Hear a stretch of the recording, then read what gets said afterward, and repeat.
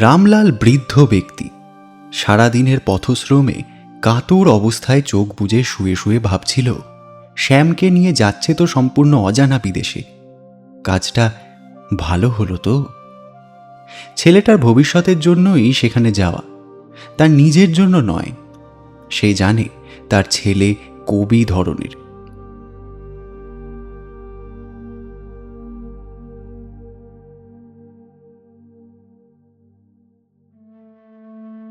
নমস্কার, গল্প.in 2.0 আজকের পর্বে আপনাদের সকলকে স্বাগত। আমাদের আজকের গল্প বিভূতিভূষণ বন্দ্যোপাধ্যায়ের লেখা অনশ্বর। আজকের গল্প পাঠে আমি সৌম্যজিৎ। শুরু হচ্ছে আজকের গল্প অনশ্বর।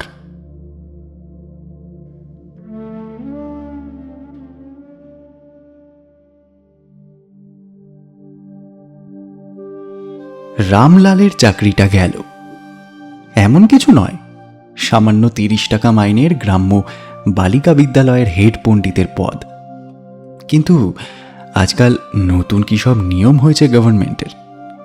60 বছর বয়স হলে স্কুলের চাকরিতে আর নাকি রাখা চলবে না। এসব নতুন ফ্যাসাদ এতকাল মাস্টারি করে আসছে রামলাল। কখনো শুনেনি বয়সের সঙ্গে এর আবার সম্পর্ক আছে। যাই হোক, রামলাল গিয়ে ধরবে ভাবলে সাব ইন্সপেক্টর বাবুকে মহকুমার টাউনে। রামলাল রুগ্ন স্ত্রীকে বলল, হ্যাঁ গা, সকাল সকাল দুটো ভাত দিতে পারবে? একবার গিয়ে ধরি ইন্সপেক্টর বাবুকে, দেখি কি হয়। বড় ছেলে শ্যামলাল হল এই অঞ্চলের স্থানীয় কবি। ছোটখাটো সাহিত্য সভা থেকে নিমন্ত্রণ আসে। শ্যামলাল সভার মাঝে দাঁড়িয়ে উঠে কবিতা পড়ে। সবাই হাততালি দেয়, গ্রামের লোকে সুখ্যাতি করে। সে 2 বছর কলেজে পড়েছিল, অর্থাভাবে পরীক্ষা দেওয়া হয়নি, আর পড়াও হয়নি। সে কিন্তু ছেলে ভালো, পড়াশুনোর দিকে খুব ঝোঁক এবং সত্যিই কবি প্রকৃতির। সকলেই তাকে ভালোবাসে, বলা বলি করে পিতার দারিদ্র্যের জন্য এমন ছেলেটার কিছু হলো না। শ্যামলালের ঝোঁক পরোপকার করা। লোকের বাড়ি ক্রিয়াকর্মে সে আগে থেকে গিয়ে কাঁধ দেবে, খাটাখাটুনি করবে, পরিবেশন করবে, গরিব পরিবারের জন্য মুষ্টি ভিক্ষা তুলে বেড়াবে। কিন্তু নিজের সংসারে বিশেষ কোনো কাজে লাগে না সে।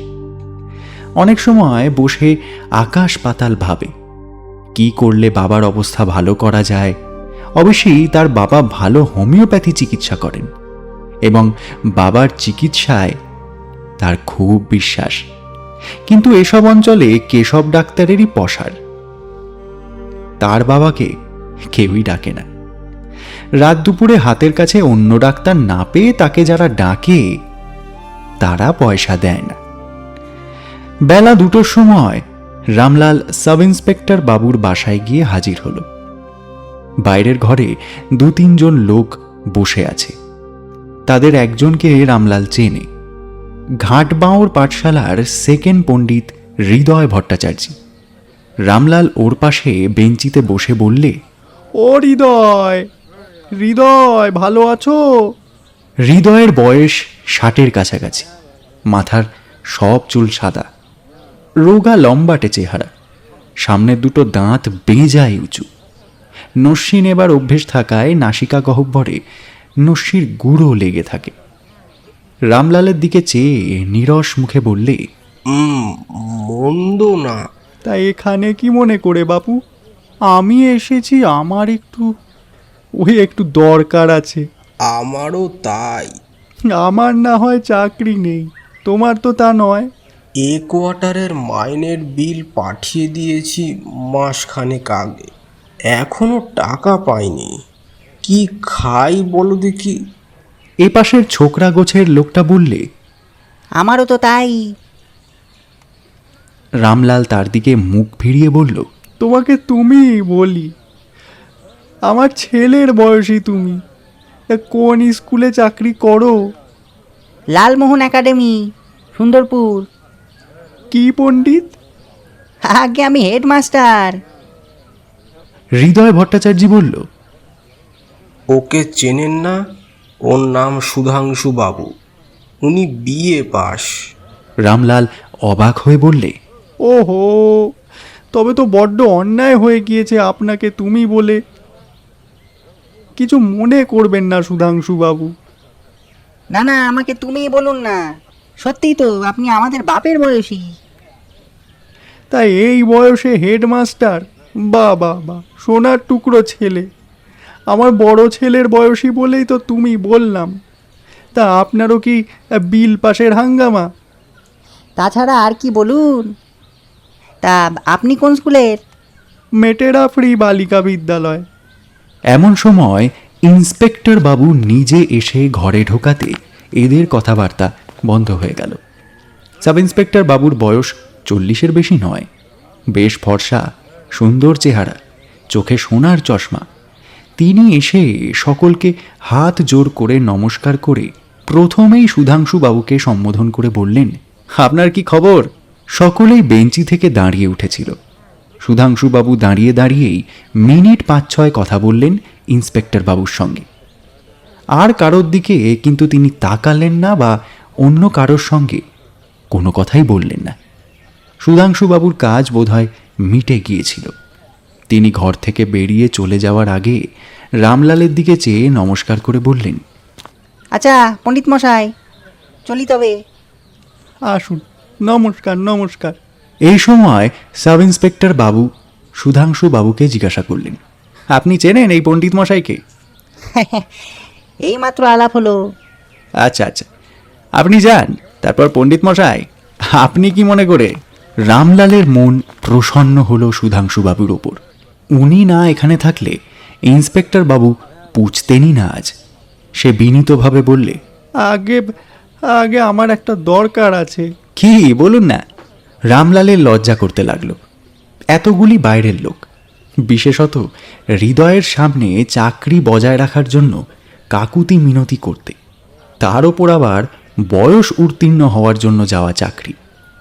এখনই তো এতগুলো লোক জেনে যাবে যে তার বয়স 60 উত্তীর্ণ হয়েছে। সে বলল, আগে আগে বলবো এখন? আমার সময় খুব কম, একটা মিটিং আছে এসডিওর বাসায়। বলুন না আপনি। আমার বিষয় একটু বিবেচনা করে দেখুন হুজুর। রামলাল সেকেলে লোক, ওপরওয়ালাকে স্যার বলতে শেখেনি। তা কি বিবেচনা করব? অন্তত আর 2 বছর আমায় এক্সটেনশন দিন দয়া করে হুজুর। এই দেখুন, আমার কি স্বার্থ আছে আপনার চাকরি খেয়ে? ডিপার্টমেন্টের নিয়ম হিসাবে তো আমাকে চলতেই হবে, নাকি হবে না? হ্যাঁ, আগে আপনি সব পারেন। কি পারি? 2 বছর আমাকে আরও রেখে দিন না হুজুর, বড্ড বিপদে পড়ে যাব নয়তো। এই সময় অবলম্বনটা গেলে যে খুব সমস্যায় পড়ব। কত বছরের সার্ভিস হলো? তা 36 বছরের ওপর। ও বাবা, প্রায় আমার বয়স। আর কি পণ্ডিত মশাই, চিরজীবন চাকরি করার ইচ্ছে আছে নাকি? আর হয় না, ছেড়ে দিন ছেড়ে দিন। ভেবে দেখুন, যারা ইয়াঙ্গার মেন তারা কি করবে? তাদের জন্য তো জায়গা খালি করে দিতে হবে। কতকাল জায়গা জুড়ে রাখবেন? অবকাশ নিন, বিশ্রাম করুন। খাবো কি? এতদিন কি করলেন তবে? 36 টাকার চাকরি করে কি করতে পারতাম বলুন হুজুর? একটা মেয়ের বিয়ে দিয়েছি, ছেলে পড়িয়েছি। ছেলে কি করে? আগে বাড়ি থাকে। কি পড়াশুনো করেছে? আইএ পর্যন্ত পড়েছিল, পরীক্ষা দেয়নি। বলেন কি?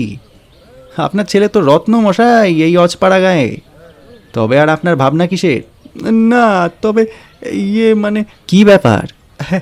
সে একটু কবি প্রকৃতির ছেলে কি না, ওই কাজকর্মের দিকে অতটা ঝোঁক নেই, ভারী ভাবুক। হ্যাঁ, তা লেখে টেকে নাকি? আগে আপনাদের বাপ মায়ের আশীর্বাদে চমৎকার পদ্য লেখে। পুত্রগর্বে রামলালের কণ্ঠস্বর ভরে গেল। বা বাবা, দারুণ দারুণ দারুণ দারুণ। তা আমাকে শোনাবেন একদিন কবিতা? নিশ্চয়ই শোনাবো। আপনি হলেন অন্নদাতা, আপনাকে শোনাবো না হুজুর? সাব ইন্সপেক্টর বাবু এবার ঘরের বাইরে চলে গেলেন। বললেন, আচ্ছা আমি চলি, আমার মিটিংয়ের সময় হয়ে গেল। রামলাল তার সঙ্গে পথে নেমে বললে, হুজুর, তাহলে আমার বিষয়টা দুজনেই পথ চলা অবস্থায় কথাবার্তা বলতে পারত, কিন্তু রামলালের সাহসে কুলোল না অত বড় একজন পদস্থ লোকের সঙ্গে হেঁটে বেশি দূর যেতে। চটে যেতে পারেন, চটলে কাজ পাওয়া যাবে না। রামলাল মোড়ের অশ্বত্থ তলাটা পর্যন্ত গিয়ে বলল, তাহলে যান হুজুর। আপনি অন্য সময় আসবেন কেমন? কোন সময় হুজুর? এই ধরুন বেলা 1টা। আচ্ছা, একটা কাজ করুন, আপনি এক্ষুনি গিয়ে বসে থাকুন আমার বাড়ি, আমি চললাম। রামলাল হাতে স্বর্গ পেয়ে গেল। সে এখন সাব ইন্সপেক্টর বাবুর বাসায় এসে উঠল। তখন আর সব দরবারিরা চলে গিয়েছে। হৃদয় ভট্টাচার্য নামছে বারান্দা থেকে। ওকে দেখে হৃদয় বললে, কি হে, কাজ মিটলো? কোথায়, কিছুই তো হলো না। তা তোমার? আমারও তথই বচ। কেরানির সঙ্গে দেখা করতে বললেন। সে তো রোজই করছি রে ভাই। কেরানি বলে আমি কি করব? ওপর থেকে বিল আজও পাস হয় না। এলি কি করবে সে লোক? যাই ফিরে, আবার সোমবারে হেঁটে কোপাতি হবে 3-3টি কোষ। কম গেরো, তুমি কি বসবে নাকি? আমায় বসতে বললেন। তোমার তবে পোয়া বাড়ো। বসো, এক যাত্রায় পৃথক ফল হলো বোধহয়। চাকরিটা তাহলে থেকে গেল। রও ভাই, না চালে বিশ্বাস নেই। খুচরো পয়সা আছে ভাই? 2 আনা দিতে পারো? খুকিটার জন্যে মুরগি কিনে নিয়ে যাব। দাঁড়াও দাঁড়াও, দেখি দেখি আছে কিনা। রামলাল ছেঁড়া জামার পকেট থেকে একটা 2 আনা বার করে হৃদয়ের হাতে দিল। হৃদয় ভট্টাচার্য বললে, চলি তবে ভাই, তোমার কাজ বোধহয় হয়ে যাবে খন। ঘণ্টা 2 পরে রামলাল দেখা পেল ইন্সপেক্টর বাবুর। তিনি বাড়ি এসে চা খেয়ে এলেন বাইরের ঘরে। রামলালকে বললেন, এখনো বসে আছেন? আগে হুজুর। ধৈর্য আছে আপনার। না থেকে উপায় কি হুজুর, পেট তো বোঝে না। আপনার 60 বছর বয়স হলো, এক্সটেনশন আর কি সম্ভব? আপনার দয়া হলি সবই সম্ভব হুজুর। তার চেয়ে একটা কথা শুনুন। কি বলুন? আপনার ছেলেকে এই চাকরিতে বহাল করে দিতে বললে তা আমি করে দিতে পারি। সে করবেন না হুজুর, সে হলো আধুনিক ছেলে, কবিতা টবিতা লেখে, পণ্ডিতি সে করবে না বোধ হয়। পণ্ডিতই না, আপনার ছেলে তো আইএ পাস। পাস নয়, পড়েছিল, পয়সার অভাবে আর পড়াতে পারিনি হুজুর। বেশ বেশ, তাকে যদি সেকেন্ড মাস্টার করে দিই মাইনের স্কুলের। তবে একটা কথা, কি? ডিটি অথবা বেসিক ট্রেনিং যা হয় একটা কিছু পড়তে হবে, বছরখানেক। হুজুর খুব ভালো কথা, আমি তাকে বলে দেখি, সে যদি রাজি হয় আপনার কাছে ওকে নিয়ে আসব। সামনের বুধবারে আপনি নিয়ে আসুন। যদি সে না করতে চায় তবে আমার চাকরি থাকবে? আমি সুপারিশ করে দিতে পারি, কিন্তু ওপরওয়ালা শুনবে না পণ্ডিত মশাই। আপনার কলম দিয়ে যা বেরুবে তা কেউ কাটতে পারবে না হুজুর, এ বিশ্বাস আমার আছে। আপনার সঙ্গে তর্ক করে কোনো লাভ নেই। আপনার ছেলেকে আনবেন বুধবার, কেমন? হুজুরের হুকুম তামিল করব না, নিশ্চয়ই আনবো। হ্যাঁ, আপনি তাকে আনবেন, সে চাকরি করে না করে সে ভার আমার ওপর রইল। তাহলে আর চলি হুজুর, বেলা গিয়েছে, পথে বড্ড বাঘের ভয় হয়েছে। বাঘটা রজনীপুরের পথে কাল একটা গরু মেরেছে। গোবাগ? সময় পেলে অনেক সময় মানুষকে আঁচড়ে কামড়ে দেয় হুজুর। যদি ভয় হয় তবে আজ রাতে এখানেই না হয় থেকে যান, কাল সকালে উঠে যাবেন। না হুজুর, কাল এখান থেকে গিয়ে স্কুল করতে পারবো না। জোর পায়ে হেঁটে বদ্যিপুর পর্যন্ত গেলি আর ভয় নেই। আজ বদ্যিপুরীর হাট, হাটে অনেক লোকজন, গাড়ি যাতায়াত করবে সন্ধ্যের পর। নমস্কার হুজুর, দৃষ্টি রাখবেন একটু গরিবের দিকে। আসুন আসুন, নমস্কার, সাবধানে যাবেন। যে আজ্ঞে। রামলাল সন্ধ্যার অন্ধকারে বাড়ি রওনা হলো। পথে বাজার পড়ল। ছোট ছেলেটার জন্য 1 পোয়া মুরগি নিয়ে যেতে পারলে ভালো হয়, কিন্তু হাতে পয়সা কম। দোকানে ঢুকে দোকানিকে জিজ্ঞাসা করলে, কুঁচো গজা আছে? আগে আছে। কত করে সের? আগে 2 টাকা। ও, আর মুরগি কত করে? 5 শিখে। দাও তো দেখি 8 পোয়া। নিজের খিদে খুবই পেয়েছিল, কিন্তু ছেলেটার জন্য না নিয়ে গেলে মন মানে কি? পথে অন্ধকার নেমে এলো। বড় বড় মাঠের ওপর দিয়ে রাস্তা। আজকাল চারিদিকে ভয়ভীত, একা অন্ধকারে পথে যেতে ভয় করে। আগে আগে একজন বৃদ্ধ লোক যাচ্ছে দেখে রামলাল তাকে ধরবার জন্য লম্বা লম্বা পা বাড়িয়ে চলল। কাছে এসে দেখলে সে লোকটা জানিপুরের রব্বানি মোড়ল। সাদা লম্বা দাড়িওয়ালা 70-72 বছরের বৃদ্ধ ব্যক্তি। দিব্যি জোরে জোরে পা ফেলে চলছে। ওকে দেখে বললে, হ্যাঁ রে, বাড়ুছে মশাই যে, তা কই থেকে আইলেন? একটু গিয়েছিলাম ইন্সপেক্টরের আপিসে। তুমি? আর বলবেন না, বাজারে থেকে আসছি আর কি। একটা গরু দর করতে গেছিলাম। কি দর হলো? 150 টাকা বলছে মশাই, বড্ড দর। তা তোমাকে পেয়ে ভালোই হলো। আমারও। দুজনে চলো, আস্তে আস্তে হাঁটা যাক। আপনি একটু বসুন, আমি নামাজটা শর্ট কইরা পড়েনি। বৃদ্ধ মাঠের মধ্যেও একটা গাছের তলায় নমাজ পড়তে বসল। তারপর আবার দুজনে পথ চলতে লাগলো। রব্বানি মোড়লও খুব খুশি হয়েছে নির্জন মাঠের মধ্যেও একজন সঙ্গী পেয়ে। রামলাল বললে, তা কি গরু কেনবা? গাই গরু। তোমার আছে তো? আর বলবেন না, আমার এক গোয়াল গরু ছিল। আপনার বাপ মারা আশীর্বাদে এখনো 7টা গরুতে দুধ দেয়। 13.5 সের। মুখের কথা। বলো কি? তা বাড়ুস যে মশাই, একটু দুধ না হলি মোরা খাবো কি বলুন? ঘি তা বাজারে নেই, সর্ষের তেল তা বাজারে নেই, চিনি তা নেই, মাছ মাংস যা দর, তাতে মোদের মতো লোক কিনে খেতে পারে রোজ রোজ বলুন তো আপনি? মানুষের খাদ্য খাদক তো উঠেই গেল একেবারে। যা বলেছ। আমরা যা খেয়ে গেলাম, এরপর যারা আসবে তারা আর কি খাবে বলুন? এই দেশে আগে 16-18 সের করে দুধ দেখেছি টাকায়। ঘি ছিল 14 আনা 1 টাকা সের এক সময়। 3 আনা করে খাঁটি সর্ষের তেল দেখেছি।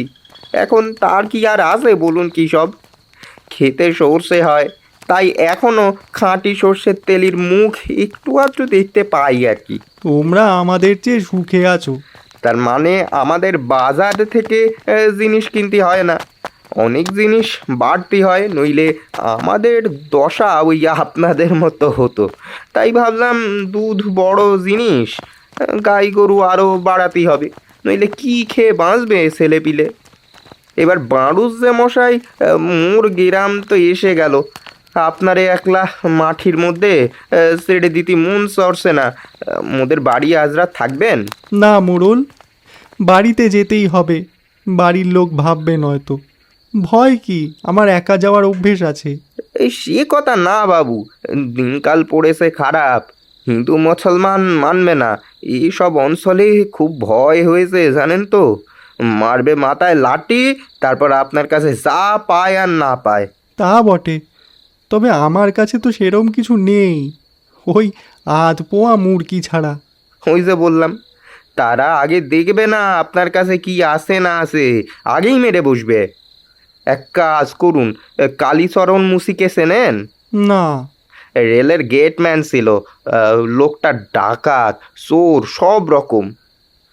বিলির ধারে, ডান হাতে তার বাড়ি।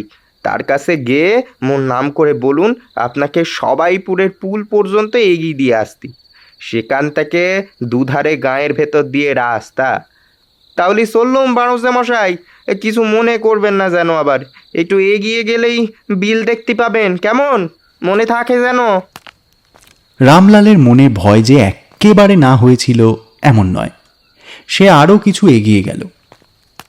মস্ত মাঠে অন্ধকার ঘন হয়ে নেমেছে। মাথার ওপর আকাশে অগণ্য নক্ষত্র ফুটে উঠেছে। ফাল্গুন মাসের প্রথম। এখনও শীত আছে। খোলা মাঠের হাওয়ায় রামলালের শীত করতে লাগল। ভুল হয়েছে একখানা গায়ের কাপড় না দিয়ে বেরোনো। শ্যামলালের গর্ভধারিণী বলেছিল চাদর নিয়ে আসতে। সে কথা শোনা উচিত ছিল, কিন্তু সামনে ওটা কি? রামলালের ভূতের ভয় আছে। সে দাঁড়িয়ে গেল। ভালো করে অন্ধকারের মধ্যে চেয়ে চেয়ে দেখল। না, ওটা একটা গাছ কি? অন্ধকারেই হয়তো এরকম দেখাচ্ছে। বোধহয় বোধহয় কুল গাছ। সে আবার পথ চলতে শুরু করলে। রশি দুই পথ বেশ একটু ভয়ে ভয়েই গেল। বিলের ধারে এক জায়গায় আলো জ্বলছে, নিশ্চয়ই সেই কালীচরণের বাড়ি। রামলালের মনে অনেকটা সাহস হলো আলোটা দেখে। চেঁচিয়ে ডাকলেও তো মানুষের সাড়া মিলবে। বিলটা খুব বড়, অনেক পদ্ম ফুল ফুটে থাকে গরমকালে। এখনো ফুল ফুটতে শুরু করেনি। একটা খড়ের ছোট্ট দোচালা ঘর থেকে আলো বেরোচ্ছিল। রামলাল গিয়ে ডাকলো, ও কালীচরণ, কালীচরণ, আছো? ভেতর থেকে গম্ভীর মোটা গলায় কে যেন বলল, কিটা আছে? আরে আমি কালীচরণ। বাজার থেকে জানিপুরের রব্বানি আর আমি গল্প করতে করতে এলাম। তা সেই বললে কালীচরণকে একটু বলুন গিয়ে যান, সবাইপুরের পুল পর্যন্ত আপনাকে এগিয়ে দিয়ে আসবে। তা আমিও বললাম, কালীচরণ তো আমার চেনা লোক, খুব চিনি ওকে। কালীচরণ বাইরে এসে দাঁড়ালো। লম্বা কালো চেহারা, দেখলে মনে হয় এ লোক ডাকাতি করতে পারে বটে। রামলাল বলল, কালীচরণ, তোমার চেহারা দেখছি খারাপ হয়ে গিয়েছে। হ্যাঁ বাবু, জ্বর হয়েছিল আষাঢ় মাসে, সেই থেকেই ভুগছিলাম। তুমি আমাকে একটু এগিয়ে দাও দেখি। হ্যাঁ হ্যাঁ, চলুন চলুন, যাই গে বাবু। এই লাঠিটা নিয়ে আসি, দাঁড়ান। কালীচরণ লম্বা একটা লাঠি ঘাড়ে নিয়ে আগে আগে চলল। রামলাল কখনো কালীচরণকে দেখেনি, তার নামও শোনেনি, অথচ তার সঙ্গে এমন ধরনের কথা বলতে হচ্ছিল তখন যেন সে কতদিনের পরিচিত। কালীচরণ বললে, আমার বাবাকে আপনি জানতেন তো? বড় ভালো লোক ছিল। ও রেলগাড়িতে কেটে মরল মালদার পুল বানানোর সময়।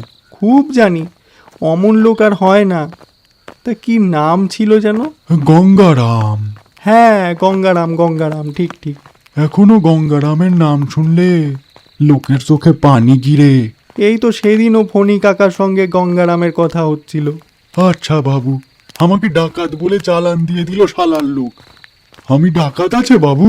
আরে রাম রাম, তোমার নাম শুনলে সবাই এদেশে খুশি হয়। এখনো বাড়ির মেয়েরা তোমার কথাই বলে। তা বলবে না, আমি ছেলের মতো আছে সকলের। আমরা তো তাই জানি। কালীচরণ খুব খুশি হয়ে সবাইপুরের পুল পর্যন্ত এগিয়ে দিয়ে গেল রামলালকে। বাকি পথটুকু সন্ধ্যার অন্ধকারে অতিক্রম করে রামলাল নিজের বাড়ি পৌঁছে গেল আধ ঘন্টার মধ্যে। রামলালের স্ত্রী অন্নপূর্ণা উঠোনের শিউলিতলায় বসে হ্যারিকেন লণ্ঠনের আলোতে কি যেন করছিল। পায়ের শব্দ শুনে বললে, কে কে? আরে আমি। তুমি ওখানে কি করছো? মাছ দিয়ে গেল বিধুর মা, তাই বসে বসে বাঁচছি। কি মাছ? পুঁটি। তা তোমার কাজের কি হলো? হ্যাঁ, কিছুই না। বললে শ্যামকে নিয়ে যেতে, তাকে চাকরি দেওয়ার ইচ্ছে আছে। শ্যাম তোমার মতো পণ্ডিতি করবে? তাই আর করেছে। সে মিথ্যে নিয়ে যাবে কেন? ওর মত হবে না। একবার বলে দেখি। তা কোথায় গিয়েছে ও? পতিত পাবনদের বাড়ি। সত্যনারায়ণের পুঁথি পড়বার জন্য ডেকে নিয়ে গিয়েছে। স্বামী স্ত্রীতে মিলে পরামর্শ হলো এরপর। রামলালেরও ইচ্ছে নয় ছেলেটা চিরজীবন স্কুলে মাস্টারি করবে এই পাড়াগায়। ওরা জানে তাদের ছেলে গ্রামের সেরা ছেলে। অমন পদ্য লেখবার ক্ষমতা এ গায়ের কোনো ছেলের আছে? সবাই ওকে ডেকে নিয়ে যায় বিয়ের সভায় সত্যনারায়ণের পুঁথি পড়তে। এমন সুন্দর পুঁথি পড়তে পারে তা দুদণ্ড বসে শোনবার মতো। নিজেদের ছেলে বলে বলছে না রামলাল, যেমন চেহারা তেমনই গুণ। শ্যামলালের বাবা বলে সত্যি মনে মনে এক এক সময় গর্ব হয় রামলালের। অনেক রাতে পুঁথি পড়ে শ্যামলাল বাড়ি ফিরল। হাতে তার বড় কাঁসার জামবাটিতে সত্যনারায়ণের কাঁচা প্রসাদ, অন্য হাতে কলা মূলো পাঁটালি। এসেই বলল, বাবা এছো? রামলাল তামাক খেতে খেতে বাইরে এসে বললে, এসেছি অনেকক্ষণ। এত তুই কোথায় ছিলি? দেখতেই তো পাচ্ছ, সত্যনারায়ণের সিন্নি ছিল গুরুদাসদের বাড়ি। খাওয়ালো তোকে? হ্যাঁ, গুরুদাস আবার খাওয়াবে। জানো না কেমন ওরা, ওই যেমন সবাইকে প্রসাদ খাওয়ায় তেমনি আমাকেও খাওয়ালে। সারাদিন উপোস করেছিলি? না, পুঁথি পড়বো তার আবার উপোস কি? ভারী বিয়ে, তার দুপায়ে আলতা। যা, হাত পা ধুয়ে খেয়ে নিয়ে যা। তোমার কাজ কি হলো বাবা? তুই খেয়ে আয়, আমি বলছি। শ্যামলাল আহার আদির পর বাবার কাছে এসে বসল। রামলাল আজকের দিনের সব খুঁটিনাটি ঘটনা বললে। শ্যামলাল শুনে বলল, আচ্ছা, আমায় কবে দেখা করতে বলছেন ইন্সপেক্টর বাবু? তা তুই কি মাস্টারি করবি? তুমি বললে করব না কেন? তোমার কি মত? আমার মত তা নয়। আমি আমার নিজের জীবনটা নষ্ট করেছি, আবার তোকে তা করতে দেব না। তুমি তো বলেই খালাস, সংসারটা চলবে কি করে? তা সে আমি বুঝবো। তোমার কথা শুনলে আমার রাগে গা জ্বলে যায় বাবা। তোমার বয়স হলো 62 বছর, তুমি এখন করবেটা কি? আমার ওপর সব ছেড়ে দাও, আমি বুঝে নিচ্ছি। না না, যা বলছি তাই শোন। আমার মতে তুই চলবি নাকি তোর মতে আমি চলবো? তাহলে ইন্সপেক্টর বাবুর কাছে বলে এলে কেন যে আমাকে নিয়ে তুমি সেখানে যাবে? কত বড় লোক একজন, মুখের ওপর না বলতে পারি? যখন বলেছো তখন নিয়ে আমাকে যেতে হবে, সে আমি শুনবো না। তুমি কিন্তু বাবা আমাকে এমন করে রেখেছো, আমায় কোথাও যেতে দেবে না, কোনো কাজ করতে দেবে না। তবে আমি কি করে মানুষ হব বলো? আমায় যেতে দাও বাইরে। আমি এক মতলব ঠাউরেছি। চল, পশ্চিমে তোর সেজো মামা ডাক্তারি করে যেখানে, পাহাড় জঙ্গল জায়গা, সেখানে তুই আর আমি চলে যাই। সে দেশ ভারী ভালো, তোর বড্ড ভালো লাগবে। আমি সেখানে হোমিওপ্যাথি ডাক্তারি করব। দুজনে মিলে যা হয় কিছু একটা করা যাবে। তাই চল, আজ পথে আসতে আসতে এই কথাই তো ভাবছিলুম। যাবার দিন ঠিক হয়ে গেল। রামলাল খুব সেকেলে নয়। বাড়ি থেকে বেরোবার সময় সে পুঁজি পুঁথি মানে না। রামলালের স্ত্রী অন্নপূর্ণা আত্মীয়ের বাসায় যেতে হলে যেসব জিনিস হাতে করে যেতে হয় সেই সব গোছাতে লাগলেন। অন্নপূর্ণার আপন ভাই কেউ নেই। খুঁড়তুতো জ্যাঠতুতো সম্পর্কের ভাই হলেন শরৎকালী গাঙ্গুলি। সেখানে এদের কেউ কখনো যায়নি। তবে শরৎকালী গাঙ্গুলি এই বোনটিকে খুব ভালোবাসেন। অবস্থা তত ভালো নয় বলে ভগ্নিপতিকে মাঝে মাঝে কিছু সাহায্যও করেন। শ্যামলাল আজ দুদিন ধরে স্কুলের ম্যাপ নিয়ে এসে নানা দাগ দিচ্ছে এবং নোট খাতায় কি সব লিখে নিচ্ছে। খুব খুশি হয়েছে সে। কখনো জীবনে কোথাও বেরোয়নি সে, আজ হঠাৎ এত দূর চলে যাবে। শ্যামলালের বন্ধু ও পাড়ার রতন হালদার এসে বললে, সে কি রে, তোরা নাকি চলে যাবি শুনলাম, তা কত দূর যাবি? শ্যামলাল ম্যাপ দেখে পথঘাট ঠিক করছে আজ কদিন। বলল, চল নদীর ধারে গিয়ে বসি। আগে বল কত দূর যাবি? এক কথায় বললে হবে না রে, সেই জন্যই তো নদীর ধারে গিয়ে বসে বলবো। অত ভনিতার দরকার কি বাবু? বলো বলো, জায়গাটার নাম বলে ফেলো শুনি। নাম বললে তুই কি বুঝবি? জায়গাটার নাম ধুরুয়াডিহি। উড়িষ্যার গাংপুর স্টেট আছে, তারই মধ্যে। বড্ড পাহাড় আর জঙ্গলের জায়গা বলে শুনেছি। স্টেশনের নামও নাকি ধুরুয়াডিহি। কোন দিকে? বেঙ্গল নাগপুর রেলওয়ে স্টেশন, হাওড়া থেকে উঠতে হবে। আমি সব ঠিক করে রেখেছি ম্যাপ দেখে। চল তোকে বোঝাবো। অত দূর যাবি কেন? এ দেশে ভাত নেই নাকি? স্কুলে মাস্টারি কর না। আমার কোনো অনিচ্ছা নেই, কিন্তু বাবার মত নেই আর কি। কেন? তিনি বলেন ওই করেই নাকি আমি আমার জীবনটা নষ্ট করছি। তোমার জীবন আর নষ্ট করতে হবে না, আমি সেসব চাই না, এইসব বাবা বলে দিল। তার ইচ্ছে নষ্ট আর কি হলো তার জীবন? বেশ সুখে স্বচ্ছন্দে টাকায় 10 সের 12 সের খাঁটি দুধ খেয়ে 5 শিকে সের গাওয়া ঘি খেয়ে দিব্যি কাটিয়ে গেলেন। হয়েছে তো তোমার আমার বিপদ। আমরা টাকায় 5 পোয়া দুধ কিনবো, তাও জল। ঘি বলে পদার্থ নেই বাজারে, তেল নেই, মাছ মাংস আগুন দর। যে দেশে যাচ্ছ সে দেশে জিনিসপত্র সস্তা বলতে পারো? তা বলে মনে হয় না। ভারতবর্ষের কোথাও আর এখন জিনিসপত্র সস্তা থাকবে ভেবেছ? তবে ওই 19 আর 20। তবে অত দূর কেন? বাবা বলেন আমার জন্যই তিনি অত দূর যাচ্ছেন। আমার জন্য একটা কিছু করে দিতে চান সেখানে। তা তোর যাওয়ার ইচ্ছে আছে? বাবা যা বলেন যাতে উনি সন্তুষ্ট হন, সেটাই এখন আমার ইচ্ছা। এখন বুড়ো হয়ে পড়েছেন তো, কেবল মনে ভাবেন আমার কিছু একটা করে দিয়ে যাবেন, এই সবে। যেখানে যাচ্ছি সেখানে আমার এক মামা ডাক্তারি করেন। আগে ছিলেন তিনি স্টেশন মাস্টার, চাকরি ছেড়ে এখন ডাক্তারি করেন ওখানে। বাবা তো হোমিওপ্যাথিক ওষুধ নিয়ে অনেক ঘাঁটাঘাঁটি করেছেন, তাই সেখানে গিয়ে বসতে চান। আসল উদ্দেশ্য আমার একটা কিছু সুবিধা করে দেওয়া। এক বনে দুই বাঘ চলবে। তোমার মামা ডাক্তার, তোমার বাবাকে নিয়ে গিয়ে নিজের পসারের ভাগ দেবেন। তা ভাই আমি বলতে পারি নে, সে বুঝবেন ওরা দুজন। তবে শরৎকালই মামা মাকে বড় ভালোবাসেন, এটা জানি। আর তিনিও বুড়ো হয়েছেন, বিদেশে একা আছেন বহুদিন, নিজের লোকজন কাছে রাখতে চান, এটাও একটা কারণ হতে পারে। দুই বন্ধু নদীর ধারে বেড়াতে গিয়ে অনেকক্ষণ বসল। কার্তিক মাসের বিকালে নোনা গাঙের খোলে জোয়ার এসেছে। নাটাকাটার বন ডুবে গিয়েছে। বেতনের ডাঁটা ঝুঁকে আছে জলের ওপর। একটা হরিয়াল পাখি উড়ে এসে বসল ডুমুরের ডালে। রতন বললে, আজ ভূতিদের বাড়ি সত্যনারায়ণের সিন্নি, সেখানে যাবি সন্ধ্যের পর তো? ও তো আমার বাধা কাজ। যেখানেই সত্যনারায়ণের সিন্নি হবে আমাকে পুঁথি পড়তেই হবে। বেশ লাগে, তাই না? হ্যাঁ, বেশ জ্যোৎস্না ওঠে, নারকোল পাতা চিকচিক করে, শাঁখ বাজে, মেয়েরা উলুও দেয়। থাক ওসব কবিত্ব, আমি সে কথা বলিনি।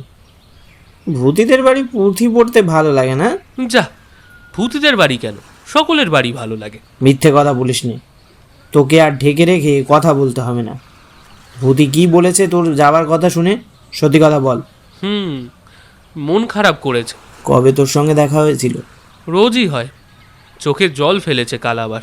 ফেললেই বা কি, তোমার বাবা ভূতির সঙ্গে তোমার বিয়ে দেবেন না। না দিলে আমার তো আর জোর নেই, তবে বাবা এখনো কিছুই জানেন না। দেখো, আমিও যাব সত্যনারায়ণের সিন্নিতে। কিছুক্ষণ পরে শ্যামলাল তার বন্ধুর সঙ্গে গ্রামের জীবনকৃষ্ণ চক্রবর্তীর বাড়ি সত্যনারায়ণের পুঁথি পড়তে গেল। চক্রবর্তী মশায়ের ছোট ভাই অঘোর চক্রবর্তী ওদের দেখে বললে, এই যে ওইখানে যাও, পুজোর জায়গা হয়েছে, হাত পা ধুয়ে নাও। ওখানে পুরুত মশাই আসেনি, এখনও পুরুত মশাই আসেনি। এসো বসো রতন, ওই শতরঞ্জিখানা বাইরের রোয়াকে পেটে নাও তো বাবা। রতন বুঝলে তাকে ঘরের মধ্যে যেতে বারণ করা হলো। শ্যামলাল ঘরের মধ্যে ঢুকে গেলেও অপ্রসন্ন মুখে অঘোর চক্রবর্তীর কথা মতো কোণ থেকে শতরঞ্জিখানা এনে রোয়াকে পেতে নিয়ে তার উপরে বসতে যাচ্ছে, এমন সময় একটা গৌরাঙ্গী সুন্দরী 16-17 বছরের মেয়ে এসে বললে, রতনদা, একবার পুরুত কাকার ওখানে যাও তো, এখনো কেন এলো না? পুজোর জোগাড় হয়ে গিয়েছে? কোন কালে হয়ে গিয়েছে, তুমি যাও, একটু তাড়াতাড়ি আসতে বলো গে। তুই বুঝি উপোস করেছিস ভূতি? আহা, আমি কেন উপোস করতে যাব, মা করেছে। ভূতি কি একটা প্রশ্ন করতে গিয়েও যেন করতে পারলে না। রতন চলে গেল। ভূতি ঘরের মধ্যে ঢুকতে গিয়ে সামনেই কুশাসনে উপবিষ্ট শ্যামলালকে দেখে অবাক হয়ে বলল, হে কি, ভূত নাকি?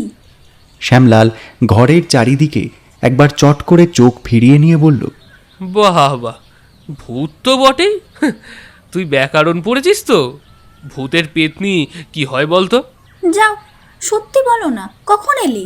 তোর চোখের সামনে দিয়েই তো এলাম, টের পাসনি? মাইরি না, মিথ্যে বলছি আমি। আমি তো রতনদাকে জিজ্ঞেস করতেই যাচ্ছিলাম তুমি কেন আসতে দেরি করছো আজ। জীবের আগা এসেই গিয়েছিল, কিন্তু আটকে গেল। আটকালো কেন? জানি নে, অত খবর দিতে পারবো না। আহা নেকু। মারবো তোর মুখে ঝাঁটা। মারো না দেখি। আচ্ছা আচ্ছা, মিথ্যে মিথ্যে ঝগড়া করে মরছিস কেন সন্ধেবেলা, বল না। যা, পুজোর জোগাড় করে দিকে যা, খুড়িমাকে ডাক দে তো। আচ্ছা শ্যামদা, তুমি কি সত্যি সেই কোথায় চলে যাচ্ছ? যাচ্ছি তো। কেন যাচ্ছ অত দূরে? পেটের ধান্দা। এখানে কি পেট চলে না নাকি? জ্যাঠামশাই এখানে কি করে চালাচ্ছেন? বাবা বলেন এখানে রেখে তোমার জীবনটা আমি নষ্ট করতে চাই নে। এবার বাবার যা মত তাই তো আমাকে করতে হবে। এই সময় একটা প্রৌঢ়াকে হরি নামের ঝুলি হাতে বাইরের বারান্দা দিয়ে ঘরের দিকে আসতে দেখে ভূতি দৌড়ে পাশের ঘরে গিয়ে ঢুকল। প্রৌঢ়া ঘরের মধ্যে উঁকি মেরে দেখে বললেন, কে বসে ওখানে? আমি পিসিমা। আর কেউ নেই? পুরুত কোথায়? আসেননি এখনো। আসুন, বসুন পিসিমা। অনেকক্ষণ একা একা বসে থাকতে ভালো লাগছে না আর কি। না, আমি বাইরে বসে ততক্ষণ একটু জব সেরে নি। প্রৌঢ়াকে এ গাঁয়ের সকলে ভয় করে চলে, বিশেষত প্রণয় ভীরু তরুণ তরুণীরা। কারণ রায়পিসি হলেন এ গাঁয়ের গেজেট। এর কথা ওর কানে 7 খানা করে লাগানো, খুঁজে খুঁজে লোকের দোষ বার করা, কুৎসা রটানো, বিশেষ করে কুমারী মেয়েদের বিয়েতে ভাঙচি দেওয়া প্রভৃতি কাজে রায়পিসির জুড়ি মেলা ভার। পরের মন্দ দেখে এত খুশি বোধহয় আর কেউ হয় না। এহেন রায়পিসি ঘরে না ঢুকে বাইরে বসাতে শ্যামলাল স্বস্তির নিঃশ্বাস ফেলল। পুরুত ঠাকুর কিছুক্ষণের মধ্যেই এলেন। শ্যামলাল পুজো অন্তে পুঁথি পাঠ করলে। দিব্যি জ্যোৎস্না রাত। প্রসাদের বাটি বিলির ভার শ্যামলাল নিজে নিয়েছে ইচ্ছা করে, কিছুক্ষণ দেরি করবার জন্য। এই দঙ্গল বজায় থাকতে ভূতির সঙ্গে দেখা হওয়ার সম্ভাবনা কোথায়? আপদ বিদায় হয়েও কি হয়? একদল যায় তো আরেক দল আসে। কাজ মিটতে রাত 10টা বেজে গেল। শ্যামলাল অনেক খাটাখাটনি করেছিল যাতে সে কিছু না খেয়ে চলে না যায়। তাকে রান্নাঘরে এসে পিঁড়ির ওপর বসালেন। শ্যামলাল গিয়ে দেখলে ভূতি সেখানে একখানা বড় কলাপাতা ছিঁড়ে ওর জন্যই বোধহয় জায়গা করেছে। রান্নাঘরের মধ্যে কিন্তু অনেক লোক, তবে তারা নিজেদের মধ্যে গল্পগুজবে ব্যস্ত। রান্নাঘরের পিঁড়ের একপাশে ছোট্ট ডোলে ধান তোলা আছে। ডোলের তলায় 8-10টা পাকা মিঠে কুমড়ো, 1 আঁটি শোলা ডোলের চালে তোলা। ভূতির খুড়িমা একবার বাইরে এসে শ্যামলকে দেখে গেলেন এবং তাকে বসতে বলে ভূতিকে পাতা ধুয়ে দিতে বললেন। আগে মুগের ডাল ভিজে এবং ফলমূল তাকে দিতে বললেন। শ্যামলাল খেতে বসবার কিছুক্ষণ পরেই খুড়িমা অন্যদিকে কোথায় কাজে গেলেন। ভূতি একখানা বগি থালা হাতে শ্যামলালের পাতের সামনে এসে যখন দাঁড়ালো, তখন রান্নাঘরের পিঁড়ে জনশূন্য। শ্যামলাল মুখ উঁচু করে চেয়ে বলল, ওতে কি? ডাল ভিজে দেব? দে। আর কি দেব? তুমি তো আবার কবি মানুষ, অর্ধেক জিনিস মুখে রোচে না। আর যা দিস, শশা আর শাঁকা লুটা দিস না, ওসব আমি দু চোখে দেখতে পারি না। তবে দাঁড়াও, লুচি আনি। শোন শোন, লুচি থাক, দে যা থালাতে আছে তাই দে। হঠাৎ এত ফলমূলের ওপর ভক্তি যে! আরে থুর, আরে এক্ষুনি কি এসে পড়বে, দুটো কথা হবে না, বুঝিস নে কেন? না না, তোমার খাওয়া হবে না, দাঁড়াও। এই ভূতি, এই যাস না বলছি, খবরদার। ভূতি হেসে ফেলল। থালা নামিয়ে সামনে বসে পড়ে নিম্নস্বরে বললে, রায়পিসি কিন্তু এখনো যাননি, রান্নাঘরের মধ্যে বসে ছোট খুড়িমার সাথে কথা বলছে।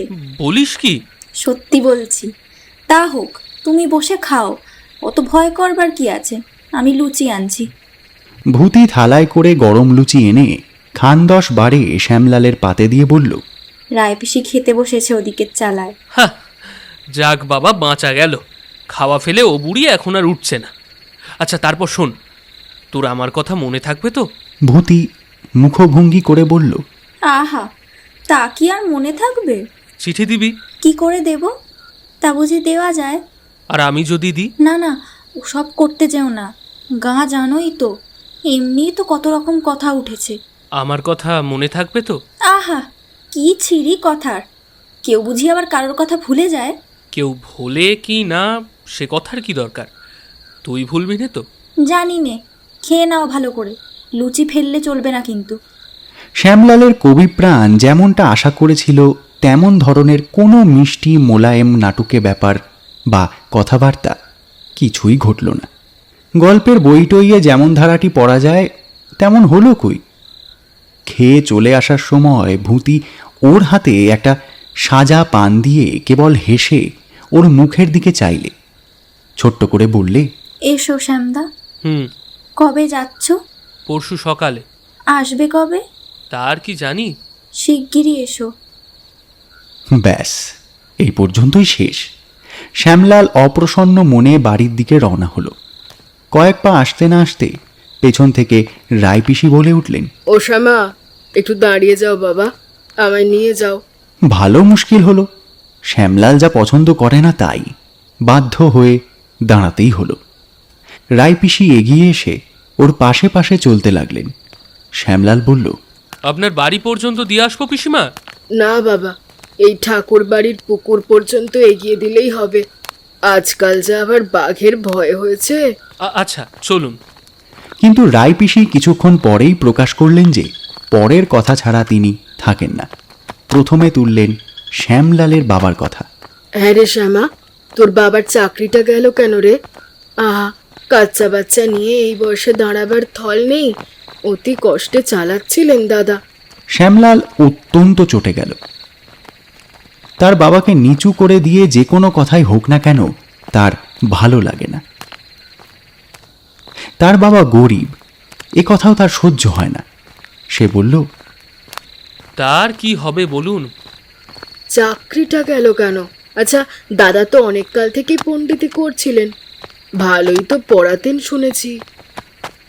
অর্থাৎ চাকরি থেকে কোন দোষে রামলাল বরখাস্ত হয়েছেন সেই সংবাদটাই রায়পিসি জেনে নিতে চান, এবং রায়পিসির ধারণা রামলাল অকৃতকার্যতার জন্যই চাকরিটা হারিয়েছেন। শ্যামলাল বললে, 60 বছর বয়স হলে আর চাকরিতে রাখার নিয়ম নেই গভর্নমেন্টের। দাদার বয়স কি 60 বছর হয়েছে নাকি? তার 2-1 বছর বেশি ছাড়া কম নয় আর কি। রায়পিসি কপট সহানুভূতির সুরে বলল, আরে কি বিপদেই না পড়ে গেলেন দাদা এই বয়সে। হ্যাঁ, এই বাজারে এখন সংসার চালানোই যে দায়, দুবেলা ভাত জোটাই যে তোদের মুশকিল হয়ে পড়লো। অর্থাৎ কোনো রকমে শ্যামলালের মুখ দিয়ে যদি বেরোয় তাই তো পিসি সত্যি বড় কষ্ট হয়েছে সংসারের। তবে রায়পিসি সেই একখানা কথা 17খানা করে পাড়ায় পাড়ায় রটনা করে বেড়াবেন। আহা, আর যে কি বলবো, কি কষ্টেই পড়েছে রামু পণ্ডিত। কোন বেলা হাড়ি চড়ে, কোন বেলা চড়ে না। কাল ছেলেটা কত দুঃখ করতে লাগলো আমার কাছে। মধ্যে একদিন নাকি খাওয়াই হয়নি শুনলাম। তা হবে না, ধাড়ি অত বড় ছেলেটা কোনো কাজ করে না, শুধু বসে বসে গিলবে। আর স্বভাব চরিত্রের যা, সে আর। এই পর্যন্ত বলে রায়পিসি হঠাৎ সুর নিচু করে ফেলবেন গলার, তারপর এদিক ওদিক চেয়ে বলবেন, এ মিথ্যে কথা নয়, নিজের চোখে দেখা। ওই নিবারণ চক্রবর্তীর মেয়েটার সঙ্গে, ইস, সেসব কেলেঙ্কারির কথা বাপু আর না বলাই ভালো। নিজের চোখে যদি না দেখতাম। যাকে, ওসব পরের কথায় আমি থাকি নে বাপু, সেসব কথায় দরকারও নেই। কিন্তু শ্যামলাল টোপ গিলল না, কারণ তার বাবাকে ছোট করে দেওয়াতে সে গোড়া থেকেই চটে গিয়েছে। শ্যামলালকে না চিনে রায়পিসি চালে ভুল করে ফেলেছেন। সে বলল, বাবা হোমিওপ্যাথিক জানেন, তাই করবেন। সেসব বাবা এদেশে চলবে না। ও হুমানপ্যাথির জলে এদেশের লোকের বিশ্বাস তো ভারী। না, এদেশে নয়। ও, তবে কোথায় রে? আপনি কি বুঝতে পারবেন পিসি? মানে সে অনেক দূর, পশ্চিমে। পশ্চিমে? গয়াকাশি নাকি? আহা না না, ওদিকে না। আপনি বুঝতে পারবেন না। সেখানে আমার এক মামা থাকেন, তাঁরই কাছে। আমিও যাব বাবার সঙ্গে। রায়পিসি যেন কিঞ্চিত দমে গেলেন। খানিক দূর পর্যন্ত কোনো কথা না বলেই পাশাপাশি হেঁটে চললেন। পরে হঠাৎ শ্যামলালের দিকে মুখ ফিরিয়ে জিজ্ঞাসা করলেন, আরে বলি, নিবারণের মেয়েটার সঙ্গে কি তোর কোনো বিয়ের কথাবার্তা চলছে? প্রশ্নের আকস্মিকতায় শ্যামলাল একটু চমকে গেলেও তখনই নিজেকে সামলে নিয়ে বলল, কে? ভূতি? রামু রামু, আমার কি আর খেয়ে দে কাজ নেই এখন? আর তাছাড়া বিয়ে করে এখন আমি খেতেটাই বা দেবো কি? তাহলে তোদের বিয়ের কথাবার্তা কিছু হয়নি? সর্বদা মেলামেশা করিস কি না, তাই জন্যই বলছি। রামু রামু, অমন কানে পুঁচ পড়া মেয়ে আমার বিয়ে করার দায় পড়েছে নাকি? যেমন কালো তেমন হুমদো, তেমনি ঝগড়ুটে। ইচ্ছে করেই শ্যামলাল ভূতির বিরুদ্ধে এই মিথ্যে বিশেষণগুলি প্রয়োগ করল। এছাড়া আর কোনো কৌশল হঠাৎ তার মাথায় এলো না। ওর গলার সুরে ভূতির প্রতি যদি এতটুকু অনুরাগ ধরা পড়ে যায়, এই হলো শ্যামলালের আসল ভয়। রায়পিসিও রটনা করে বেড়াবার মস্ত একটা বিষয় পাবে তাহলে।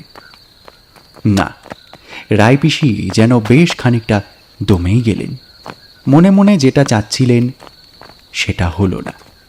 কথা দিয়ে কথা বার করবার যথেষ্ট চেষ্টা করেছিলেন, এতটুকু পেলেও কাজ হতো যে। শ্যামলাল তাকে পুকুর পাড় পর্যন্ত পৌঁছে দিয়ে বলল, তাহলে যাই পিসিমা। ও আপনি একটু দাঁড়ান, একটু পায়ের ধুলো দিন। দেশ থেকে চলে যাচ্ছি, আপনাদের আশীর্বাদই তো ভরসা। এসো বাবা এসো, ধনে পুত্রে লক্ষ্মীশ্বর হও, বেঁচে থাকো। দাঁড়া, কাছে আয়। রায়পিসি ওর চিবুকে হাত দিয়ে চুমু খেলেন। রায়পিসিকে পৌঁছে দিয়ে শ্যামলাল জ্যোৎস্নার আলো জাল বোনা পথ দিয়ে বাড়ির দিকে রওনা হলো। ওর কেবলই মনে হচ্ছিল আর কদিন পরেই এমন সোনার দেশ ছেড়ে কোথায় কত দূরে যাবে সে।